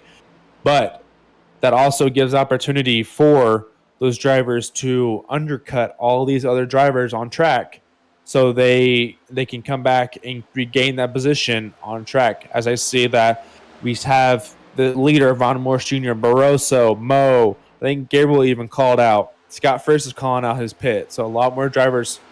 15 of Matt Guneris called out his pit. And here we go. And here's some second round of pit stops. It's going to get really busy here. 88 Winters has now called his pit stop out. It's going to get real busy coming down pit road. A lot of drivers heading down. You got 7 right there heading down. Ellison, Hunter, Cogswell, Zimmerman, Newbigin. Those are the drivers that have yet to come down pit road. You see them right there. They were right about the mid-pack, so fitting right in with what you were saying earlier, Bryce. Drivers running the mid-pack are going to be able to make it longer. If they could do just that, make it down pit road, get in and out quickly, they'll be set in really good position, especially for a green-white checkered. Well, there's Brandon Holder right there, the 31 machine. Was one of the first to come down pit road, running in that 12th position. Now Gabriel Elson, Doug Newbigin, Cedric Hunter, Zimmerman, and Cogswell all down pit road. And look at Ron Morse Jr. right there. Now up to 6th. Leaders on pit road. And leaders on pit road. And look at the others just go around them. Jason Bridges. There's Brendan Holder in the 31 there. And there's Keith Hackney. So when they cycle back around, it's going to be Holder, your race leader. Hackney is second. Actually, no. Cedric Hunter. Well, yeah, they'll pass him here. Actually, they could blend out really well right here. They could have been a great pit stop for Cedric, Gabriel, Brandon, and Doug. This could be a great pit stop for them. They can come back out. Well, this field is going to blow right by them. That's a guarantee. However, they're able to regain back at the end of the lead pack, and they should be able to stay in this fight. As you see the 7 there giving a push to Zimmerman, there is the 77 of Ellison. Brendan Holder will take the lead right there with Keith Hackney in his hip pocket and Jason Bridges. Your top 3 here at Daytona. There's Cedric Hunter, a little back there with Gabriel Ellison, Brandon Zimmerman, Doug Newbigin, Daniel Worthington. And there's the 88 Justin Winters, Adam Lancaster in the 14. And there's Alex Huffman currently running in the 13th position. You know, it's almost funny when you think about it. 2 packs going right now, and both of them are currently led by a lap car. You got the 80 of Ryan Campbell leading pack 1, and the 94 Bobby Hall Jr. leading pack number 2. Almost comical when you look at it like that and think about it. Sounds like a little bit of contact was made with somebody moving and changing lines. Just heard one of the drivers mentioning that they were not clear when they did so. You know, one thing you bring that up, BJ, with the lap cars leading both packs. What does that also do for the second place car of both of those packs? That saves the second place car in those packs the fuel, and that makes the leader of Brandon Holder right now is saving fuel with Keith Hackney behind him, also saving fuel. So this is actually helping the leader and second place save fuel right now. Well, that second pack, they need to go single file so they can get caught up to this lead pack. Right now, there's just a lot of weaving and waving going on, and that's not going to help them gain up to this lead pack if they want to get up there. As look at Russo there on the outside line is starting to form with 6 cars to the outside. You see the one of Scott Fritz there too. There's the 48 of Mo Abbott. So you got, you're sitting there as a driver. You know how to get up there. You just need everybody else to follow along with you so you can get up there. 16 laps to go. And we saw this last night, Steve. You don't necessarily have to run single file to catch the pack. I was in a pack where we were racing 2 wide like this, and we were still catching the leader pack. But they don't need to be racing each other. Stay in your individual lines. No side drafting. If I'm the bottom line, I run the apron. If I'm the top line, I run the wall. I do not attempt to side draft any of these drivers. I attempt to catch this lead pack, but as I say that, the lead pack is single filed out. This is not good for the double wide pack. It is not. I mean, the best advice is to single file out in the second pack and just go for it. Just run it out. Don't race each other. But, who am I? I'm a one-hit wonder.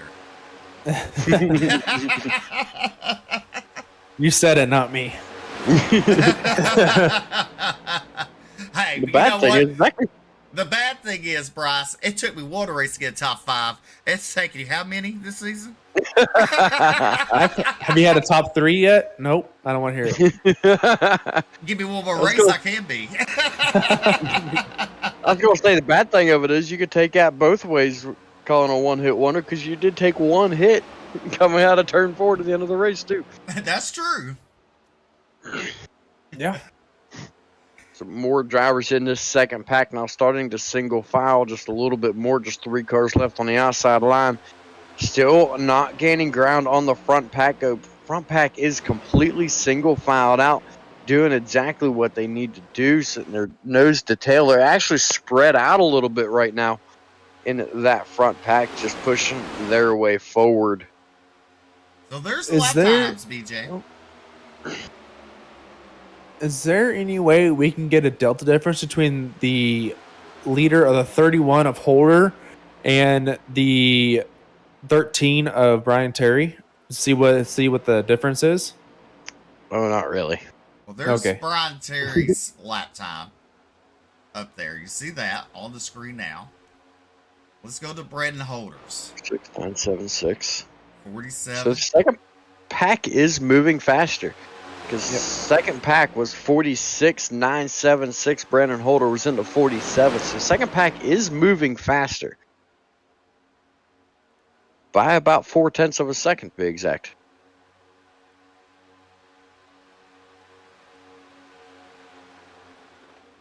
We saw this last night, and my pack was catching the lead pack with, kind of around the same laps to go, 13, 12 laps to go. But we had a caution fall in our favor, and don't know what's going to be happening. We're heading into that, like I said earlier, we're heading into that 10 lap to go range where the big one is bound to happen because these drivers are going to get more and more aggressive because not only is all the playoff spots are locked, now you're racing for money. This is now turned into a money race. There you go, So- BJ. Our leader just called out a pit stop. Well, BJ, look at this. So we're sitting right here with Brian Terry. And if you look at the battle box, Hackney Holder both down pit road as well. well, we mentioned they They came have down pit Campbell. road a couple of laps earlier. Could they go? Green, white, checkered. But now there is the gap there, BJ. If you look at the battle box between Jonathan Cogswell or Brian Terry and Jason Bridges. Right about 4-second gap. See if that starts to close here down the back straightaway. And it actually is not. Lead pack is pulling away right now as they head down the back straightaway. Caution on the speedway. Caution on the speedway. David All right. Farmer.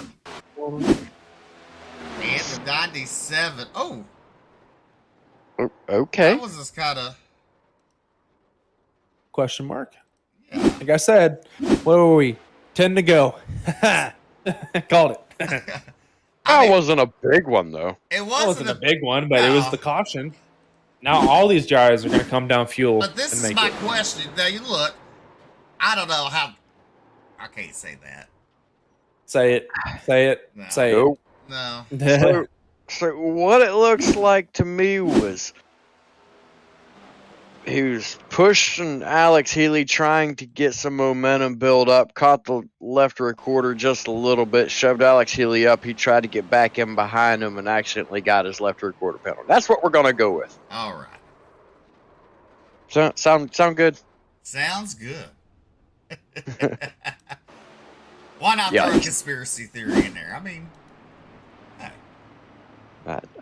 I'm not throwing a conspiracy theory I in didn't there. say I'm you. just analyzing the situation. yours is probably more correct than mine. I get the feeling I know where yours is going, but I'm going to play it nice, and I'm just going to go with an analysis. Send you a message to see if we're on the same page and if I'm thinking the same thing. BJ.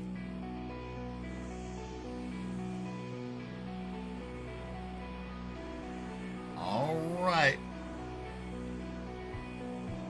Coming to 9 to go when it crossed the start finish line here at Daytona. With caution number 4 of the night. Show 6 on the board. That's for the 2 stage breaks.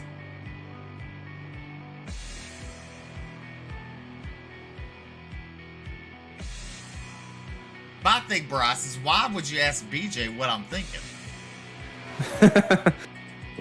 I'm just not going to say it. You should ask me and I'll say yay or nay. But you know what? BJ's my little my sidekick, so he should know what I was thinking. Here, so, just so you feel included, let me message you when I message him.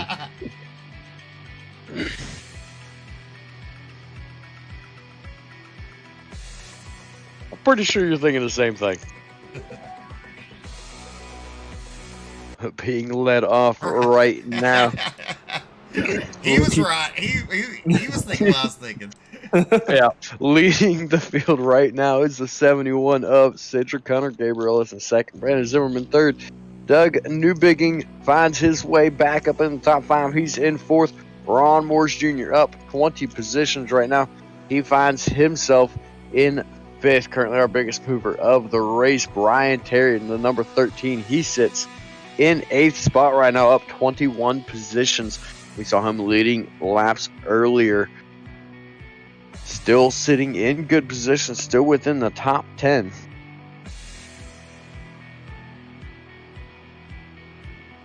I don't know. No, I will not get drunk with you and party tonight. Oh, but I was taking work off tomorrow for it. I have to go to work with a hangover. That ain't going to work. I have to go climb on a roof. I definitely don't drink on work days. Lights are off on the pace car. We're fixing to go back to green. And guess what? That means the field is bunched back up. When we go back green, it'll be 7 laps to go. This is the time you're going to see Alex Huffman get on that loud pedal, make some peculiar moves in the field tonight. Try to pick up the win.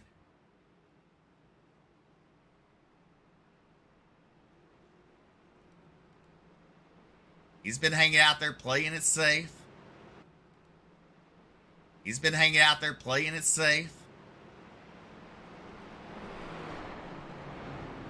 Ellison scored as your race leader. Hunter in second there. Brandon Zimmerman, Doug Newbigging, Rod Morris Jr., your top 5. Jason Bridges, Jonathan Cogswell, Adam Lancaster, Brian Terry, and Justin Winters, your top 10. Got to speak to Justin Winters last week.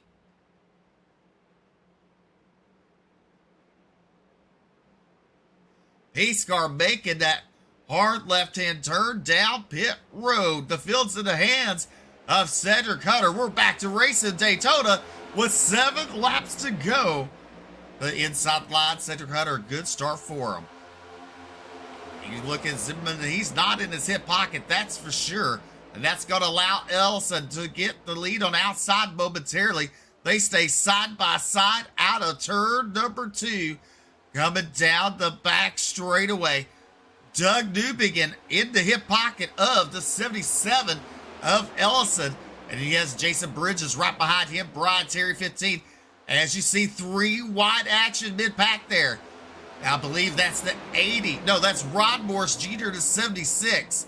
The 31 to his outside of Brandon Holder from Mammoth Springs, Arkansas.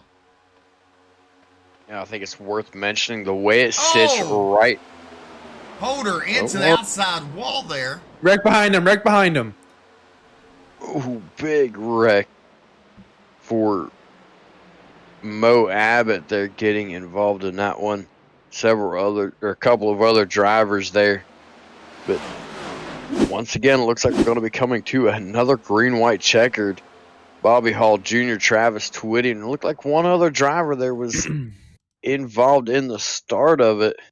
Looks like it's going to be Frankie Barroso. So you look at there's Holder. 3 wide, hits the outside wall. You got to wonder, Twitty. Let's go back. Definitely what it looked like. Looked like Twitty went to make a defensive move and come down from that situation. Saw him up there and looked like he started to come down, caught the 94 Bobby Hall Jr. And 3 of those drivers just going around just past the tri-oval there. It's the second car we've seen catch the wall in the tri-oval. Starting to wonder if maybe, Bryce, you might have been right and tires coming into effect. Yeah, I know. Even in real life, in all 3 series, the tri-oval is the most treacherous part of this track because it is the highest speed portion on this track, and it's also part of the least banking besides the straightaway. So it's a small turn, and in most of the tracks, it's also one of the skinnier parts of the track as well. So all these cars get bunched up. So it's just a tight a left-hand turn. And yeah, tires could be playing a factor right now. So here's the onboard on Travis Twitty. And you can see the 31 of Brendan Holder there up ahead of him. It's like he tried to make an evasive maneuver and collected other drivers. So there's Holder. Looks like Holder got tagged into the wall. Now Twitty has nowhere else to go. I don't know if he's on the brakes or was trying to let off and got tagged from behind or what. But it really looked like he drifted down just a little bit right there when he saw Holder. Like a realization moment of, oh, Holder's in the wall. I better bring it down a little bit, make sure he's got plenty of room to come off the wall, and then just catch the nose of Bobby Hall Jr., who probably was blind to the fact that Holder was in the wall past Twitty. So, past Twitty. So it's there's a lot going on in such a short amount of time for drivers to react, and things just went downhill for some of them. But I do think, I started to mention it right before the caution came out, I do think it is worth mentioning in the top 6, we have 5 Lucky Duck drivers making up 5 of our top 6. Well, they got their Lucky Duck sitting right beside them. But Gabriel Ellis and Cedric Hunter, Doug Newbigg, Brandon Zimmerman, and Jonathan Cogswell, all Lucky Duck drivers, all sitting right there, right in position to take the entire top 5. What a clean sweep that would be for those drivers. Yeah, it definitely will be. But one thing too, BJ, I want to bring up is, in the last green flag pit stops, they all stayed out one more lap. They all came in together and they all left together. And where did they end up? The end of the first pack. And what did the leaders of that first pack do? Come down pit road. So that green flag sequence for that Lucky Ducks team was flawless. They did an amazing job on and off pit road to regain up to this first position. Very, very true. The lights go out on the pace car. These drivers going to be doubling it back up. One thing that I'm going to be honest with you, it really bugs me. Brandon Zimmerman is the only Lucky Duck driver without a 7. But he's in the Lucky Ducks chat, so I'm going to say he's a Lucky Ducks driver, but he's the only one without a 7 on his car. Cogswell's 27, Ellison 77, Newbigging 7, Cedric Hunter 71, Aaron Smith, who may possibly not be back the remainder of the season, number 70. So where did the 20 come from? And he's not even a multiple of 7, so I can say it was like a 21 or a 28 or what, but nope. It's gonna bother me. Conspiracy theories going on now about the 7s. It's gonna bother me, Steve. Oh. Watch out for the big one here. Well, there ain't many cars left. There are not many left. No, you're absolutely right. But this is where racing, even real life, ultimately kind of kicks off because, you have 3 laps to make a move, and a lot of these drivers in the back of this pack, they want up to that front. The people up front want to hold that spot. Well, so there's going to be a lot of racing. Keith Hackney is restarting with 2 laps to go, where I was on Monday night. Anything's possible. Anything's possible, that's for sure. Pace car making a hard left-hand turn down pit road. Here we go. Hopefully for the final time, the final restart. The green flag is waving. 2 laps to go here in Daytona. Gabriel Ellis getting a good push by Doug Newbigg. Cedric Hunter and Zimmerman pushing on the outside as they head into turn number 1. Oh, look at this. 3 wide. 3 wide. Contact being made. Oh, Terry, watch out. Ripple effect. Everyone's able to keep it good. It's almost 4 wide coming out of turn number 2. As we're on the backstretch right now, the leaders of Gabriel Ellison and Cedric Hunter are still battling side by side. The middle of the pack is not formed whatsoever. We're still 3 wide in the middle of the pack. The field enters now in turn number 3, the bottom line with Ellison, Cedric Hunter, and Douglas able to pull out. Bridges right there to pull up. Excuse me, he's ready to pull out on that third line as well. The outside line is now filled with Cedric Hunter coming on the short chute, heading onto the front stretch. 1 lap to go here in the Cup Series.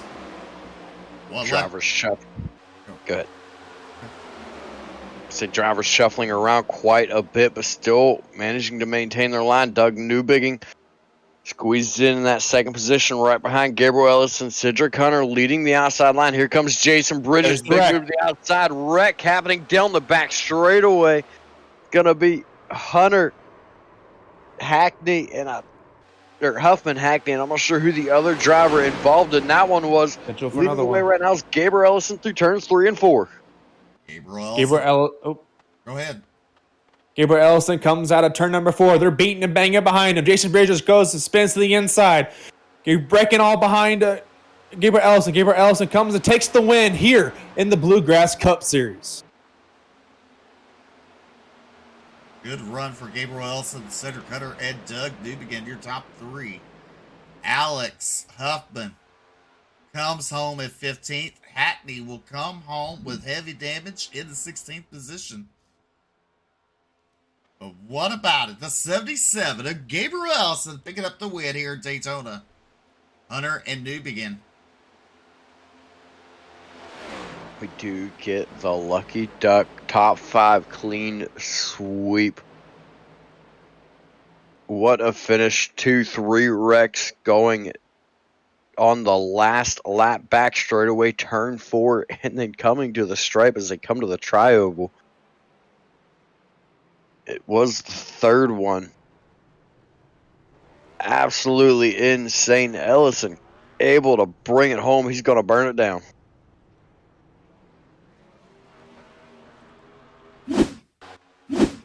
Take a look at this. There's where Huffman and Hackney make contact. That was the first part of the contact.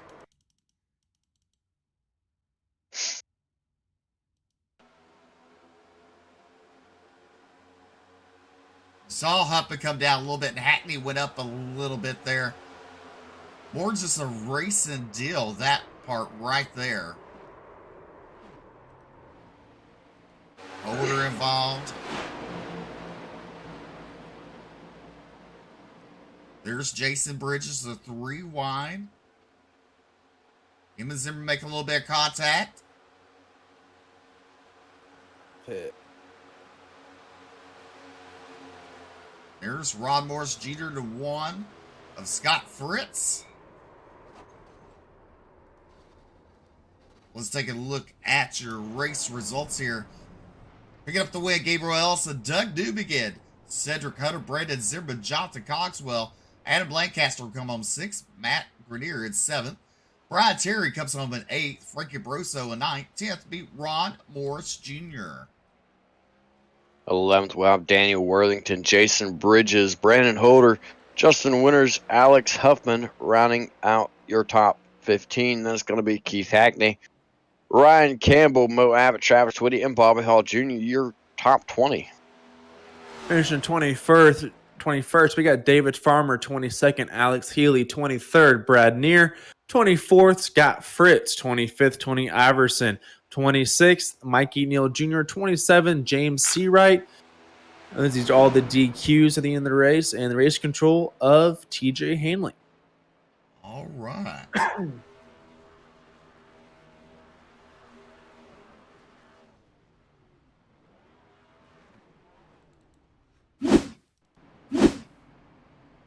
Looks like we have everybody down the staging area. No. Let's see here.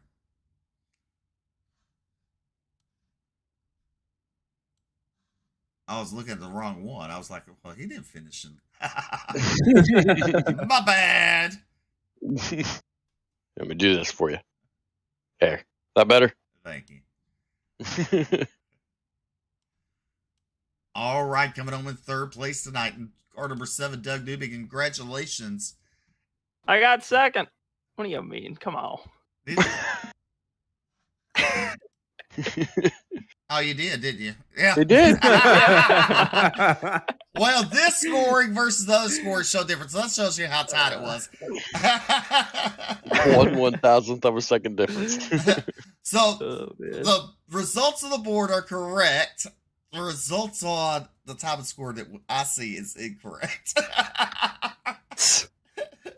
Well, you came home in second. Let's just go with that. So so that way you're correct on that. My bad. It's been a long night. It's been 2 hours. It has been. Yeah. It's definitely been a night. So, Oh god. so tell us about the last restart coming to the checkered. We kind of planned it out because originally it was like we had that long green flag run, right? And we were no matter what we were gonna finish 1, 2, 3, 4. That was the plan. But then the CASHAPP came out with Farmer and Alex, so it's like, all right, well, we controlled, the whole top 4, and we had Cogswell a little bit behind us. I think he was in 7th at the time, so it's like, okay, well, we could just easily control this, and then next caution happen, refile, Cogswell gets up to 6, and now it's 2 on the bottom, 3 on top, and we just made a plan where it's like, if this happens, we're gonna do this. If this happens, this. The whole idea was stick together until like the final lap, then or really just last corner or whatever final lap, just go crazy. So I mean, it really worked out great for us there. I mean, we were all timed up well, and we knew to kind of race each other a little bit easier, but at the same time, we were pretty aggressive with each other. So worked out pretty good in the end. Definitely. I mean, it was a good showing, definitely for your team. That's for sure. So you take. Yeah. We're off this coming up week. Come back up for playoffs. Interesting. So, well, you don't know your own schedule? All I know is that tonight was Daytona. It's like, all right, finally, it's like, Right? here we go. Well, you get a break and you get time to practice for the playoffs next week. Mm-hmm. So, what's your goal going into the playoffs? My goal actually started at the beginning of the season when I pray to God that I used up all my bad luck so far this season. After I think I broke 20 toe links at least. Really hit it for my team. Probably cost them a lot there. But I mean, I've literally only I think this is my third top 10 finish this whole season, even though I'm so high up in points, which is just stupid. But I've been carried by stage points based this whole season. But plan is going to playoffs, finish 3rd at Watkins Glen, 2nd here. We're going to bring that momentum into our first playoff race and continue on there. I mean, I'm definitely looking to make a way like Final 4, at least championship run. Definitely. I think it's in the cards. I just have to get more consistent. That's going to be it for me really in these races and not making any mistakes. So we'll be good. Awesome. So that means when we come back to the playoffs, first race for the playoffs, you going to let us do an in-car cam with you? Maybe. I don't know. We'll see. We'll see. We jinxed the 2 drivers tonight, so. Oh, well, all right. Now. Oh, well, that's a way to lead off. Right. Yeah, there you go, huh? Just tell someone that we wanted to have their face cam and tell them 2 seconds later that we jinxed the guys that had it tonight. Well, Yeah. That's all right. Good plan. Good strategy. but the other two nights is very successful. So I mean, 2 out of 3. Weigh your odds. You see what I'm saying? I'll consider it then. We'll consider maybe like for the first playoff race. We'll see what happens. With the people with webcams in the Cup Series. Yeah. And if they do good, then I'll include myself. Oh, okay. We'll see. All right, go ahead and take those fine sponsors, make it all possible for you tonight. Yeah, man. Roast Gems Coffee, best coffee on the planet, in the world, in the galaxy, even, believe it or not. Rated #1 by, I don't know, like aliens. Who knows? But Killer Lucky Ducks, one word, 15% off. That's a steal, We got jcconcepts.net. If you need RC parts, that's where you go to get them. Great people. Simrap Market for giving the base of this scheme, and looks beautiful, looks great. And then Lucky Duck Motorsports, 1, 2, 3, 4, 5 finish. I mean, you don't see that often. I don't even know if that's happened. We just outdid Hendrick Motorsports at Dover, right? I mean, who could have thought that was going to happen? Call the record books, but yeah. And then you guys for broadcasting this race, Bluegrass, Jason for putting this on. Yeah, it's been fun regular season. And gonna bring it on for the playoffs. Well, did you all have little ducks sitting beside you, little squeaky ducks? Yeah, yeah, we're actually getting them imported. If we win the championship, meat ducks will be sent to their house. So there you go, ladies and gentlemen. Coming home in second tonight, Doug Newbigin. Thank you for being a good sport with us with your post-race interview. Good luck in the playoffs. Yeah, no problem, man. Good talking to you guys, like always. Yes, sir. All right, well, BJ, why don't you talk to our third place finisher? That's right, I've caught up with the driver coming home in third tonight, the 71 of Cedric Hunter. A clean sweep for the Lucky Ducks here tonight. What a finish to come home in second. Heck yeah, man. It was really, really fun, interesting. It was really good teamwork. Unfortunately, well, I guess in the end it all worked out. Unfortunately, we were hoping that the caution wouldn't come out with about, if I'm not mistaken, it was like 10 laps to go or so. At that point, I felt like we could have gotten the top 5 finish while being like a 5-second gap. And when the caution came out, we were kind of thinking that our race was going to kind of be in other people's hands at that point. And then thankfully we were able to keep our positions, work together, and you know, get our first top 5 sweep. So that's super exciting for Lucky Ducks. And yeah. So the regular season is over, heading into playoffs now. Obviously, you're going to be thinking you got a good shot at taking a championship. What is your thoughts? What is your plan for the remainder of the season? My plan or thoughts. I'm going to keep doing what I'm doing. Hopefully just try and stay consistent. So far, Alex has done, I'm pretty sure he won the regular season championship, if I'm not mistaken, based on the point gap and stuff like that he had. So I have to try and do better with stages. I gave up a lot of stage points this season. So kind of just gave away that regular season championship. But I felt like we've been pretty consistent. Whether or not Aaron's going to show up, you know, I guess we'll see. He's going to be probably the favorite if he does show up, and if he doesn't, it's kind of out there for anybody to grab. So we have some really good tracks on the schedule. I'm really looking forward to it, and you know, I just want to be able to put myself in that position going to Phoenix to be able to race for that money. So we'll see. We'll just try and do what we've been doing and see how it plays out. All right, we'll go ahead and thank you, sponsor shout-outs. Everybody who helps make it possible for you. Yeah, I want to give a huge shout out to all the Lucky Ducks guys that showed up tonight, obviously sweeping the top 5. You know, congrats to all my teammates out there. I want to give a huge shout out to Roasted Gems Coffee for being the best coffee that I have ever tasted. And I'm not just going to say that because they're on the car. I actually mean it. So, you know, if you haven't tried it, I strongly recommend it.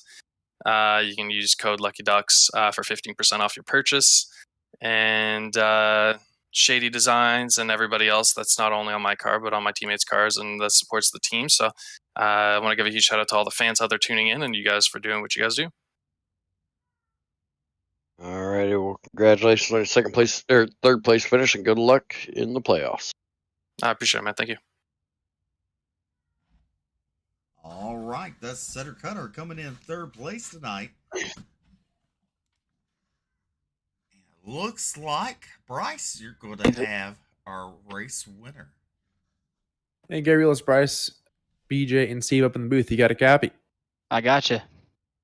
Man, what a call on that final green flag pit stop, man. What's going through your mind on that? Yeah, we had our Lucky Duck Motorsports cars all synced up there, and we just saved as much fuel as possible to try to go as long as we could. Because once we got that early yellow at the beginning of the last stage, we knew, you know, you can make it on one stop. So we figured, you know, save as much as we can, and we'd have the green light on the back end to push as hard as we wanted to. And we all got in and out of the pits pretty good. And I think we had four. I think one of us got left on pit road, made a mistake or something. But we had 4 of the 5 of us, kind of breakaway. And if I say green, I think we were just driving off in the sunset. But of course, Daytona's going to Daytona. So, but yeah, we got a Lucky Ducks top 5. We were, we had both lines right there. So, great teamwork to those guys, and really glad I was able to get me a win, get some playoff points, get a little bit of momentum going into the playoffs. Absolutely. I believe we're at I think all 3 series. We have next week off for Labor Day and then Labor Day week. And week after that, I think we're all at New Hampshire. So how's that track feel for you? Honestly, not too great, but those flat tracks, I don't know, I did win Gateway, but I feel like the flat tracks give me a hard time. I don't know. I'll definitely have to put some laps in. I'm sure I'll be okay. Just going to have to do a little bit of practice. It'll be a tough one. I'm sure you'll be just fine, brother. So go ahead and shout out those sponsors, family, friends, wherever you have for us tonight.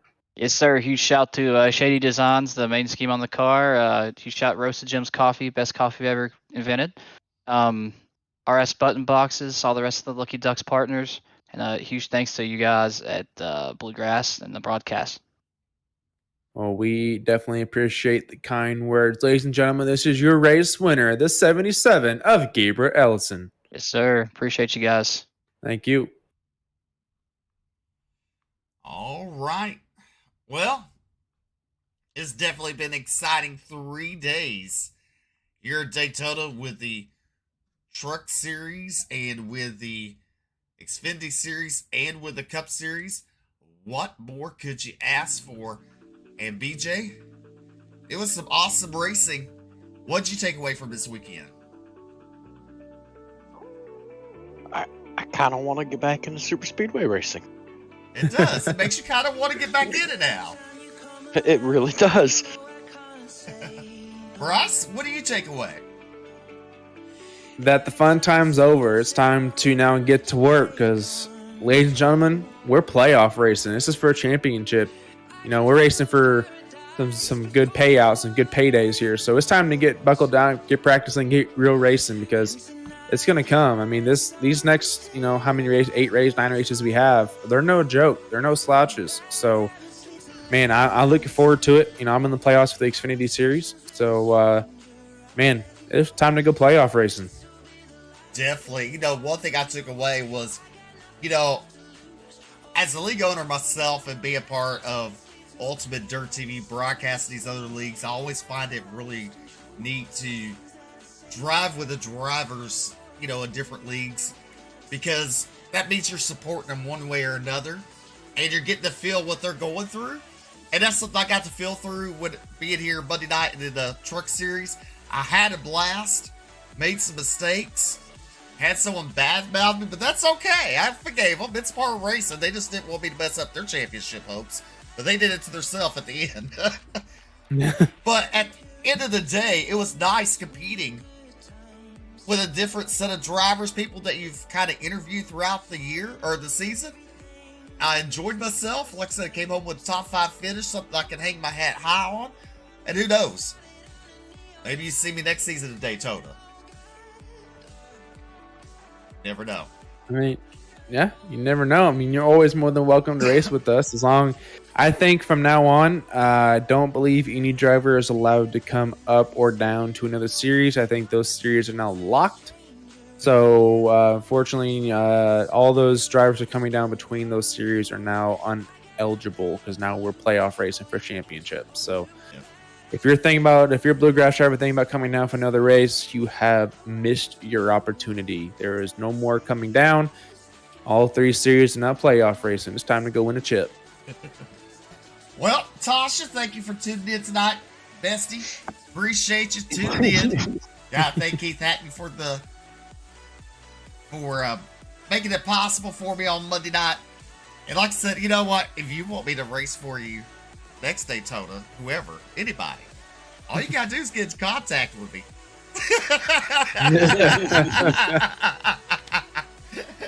All right, ladies and gentlemen, I'm Steve McMillan along with BJ Duvall and Bryce Hunter. We're going to say thank you, God bless, good night, have a safe Labor Day weekend, and we'll see you at New Hampshire for the playoffs.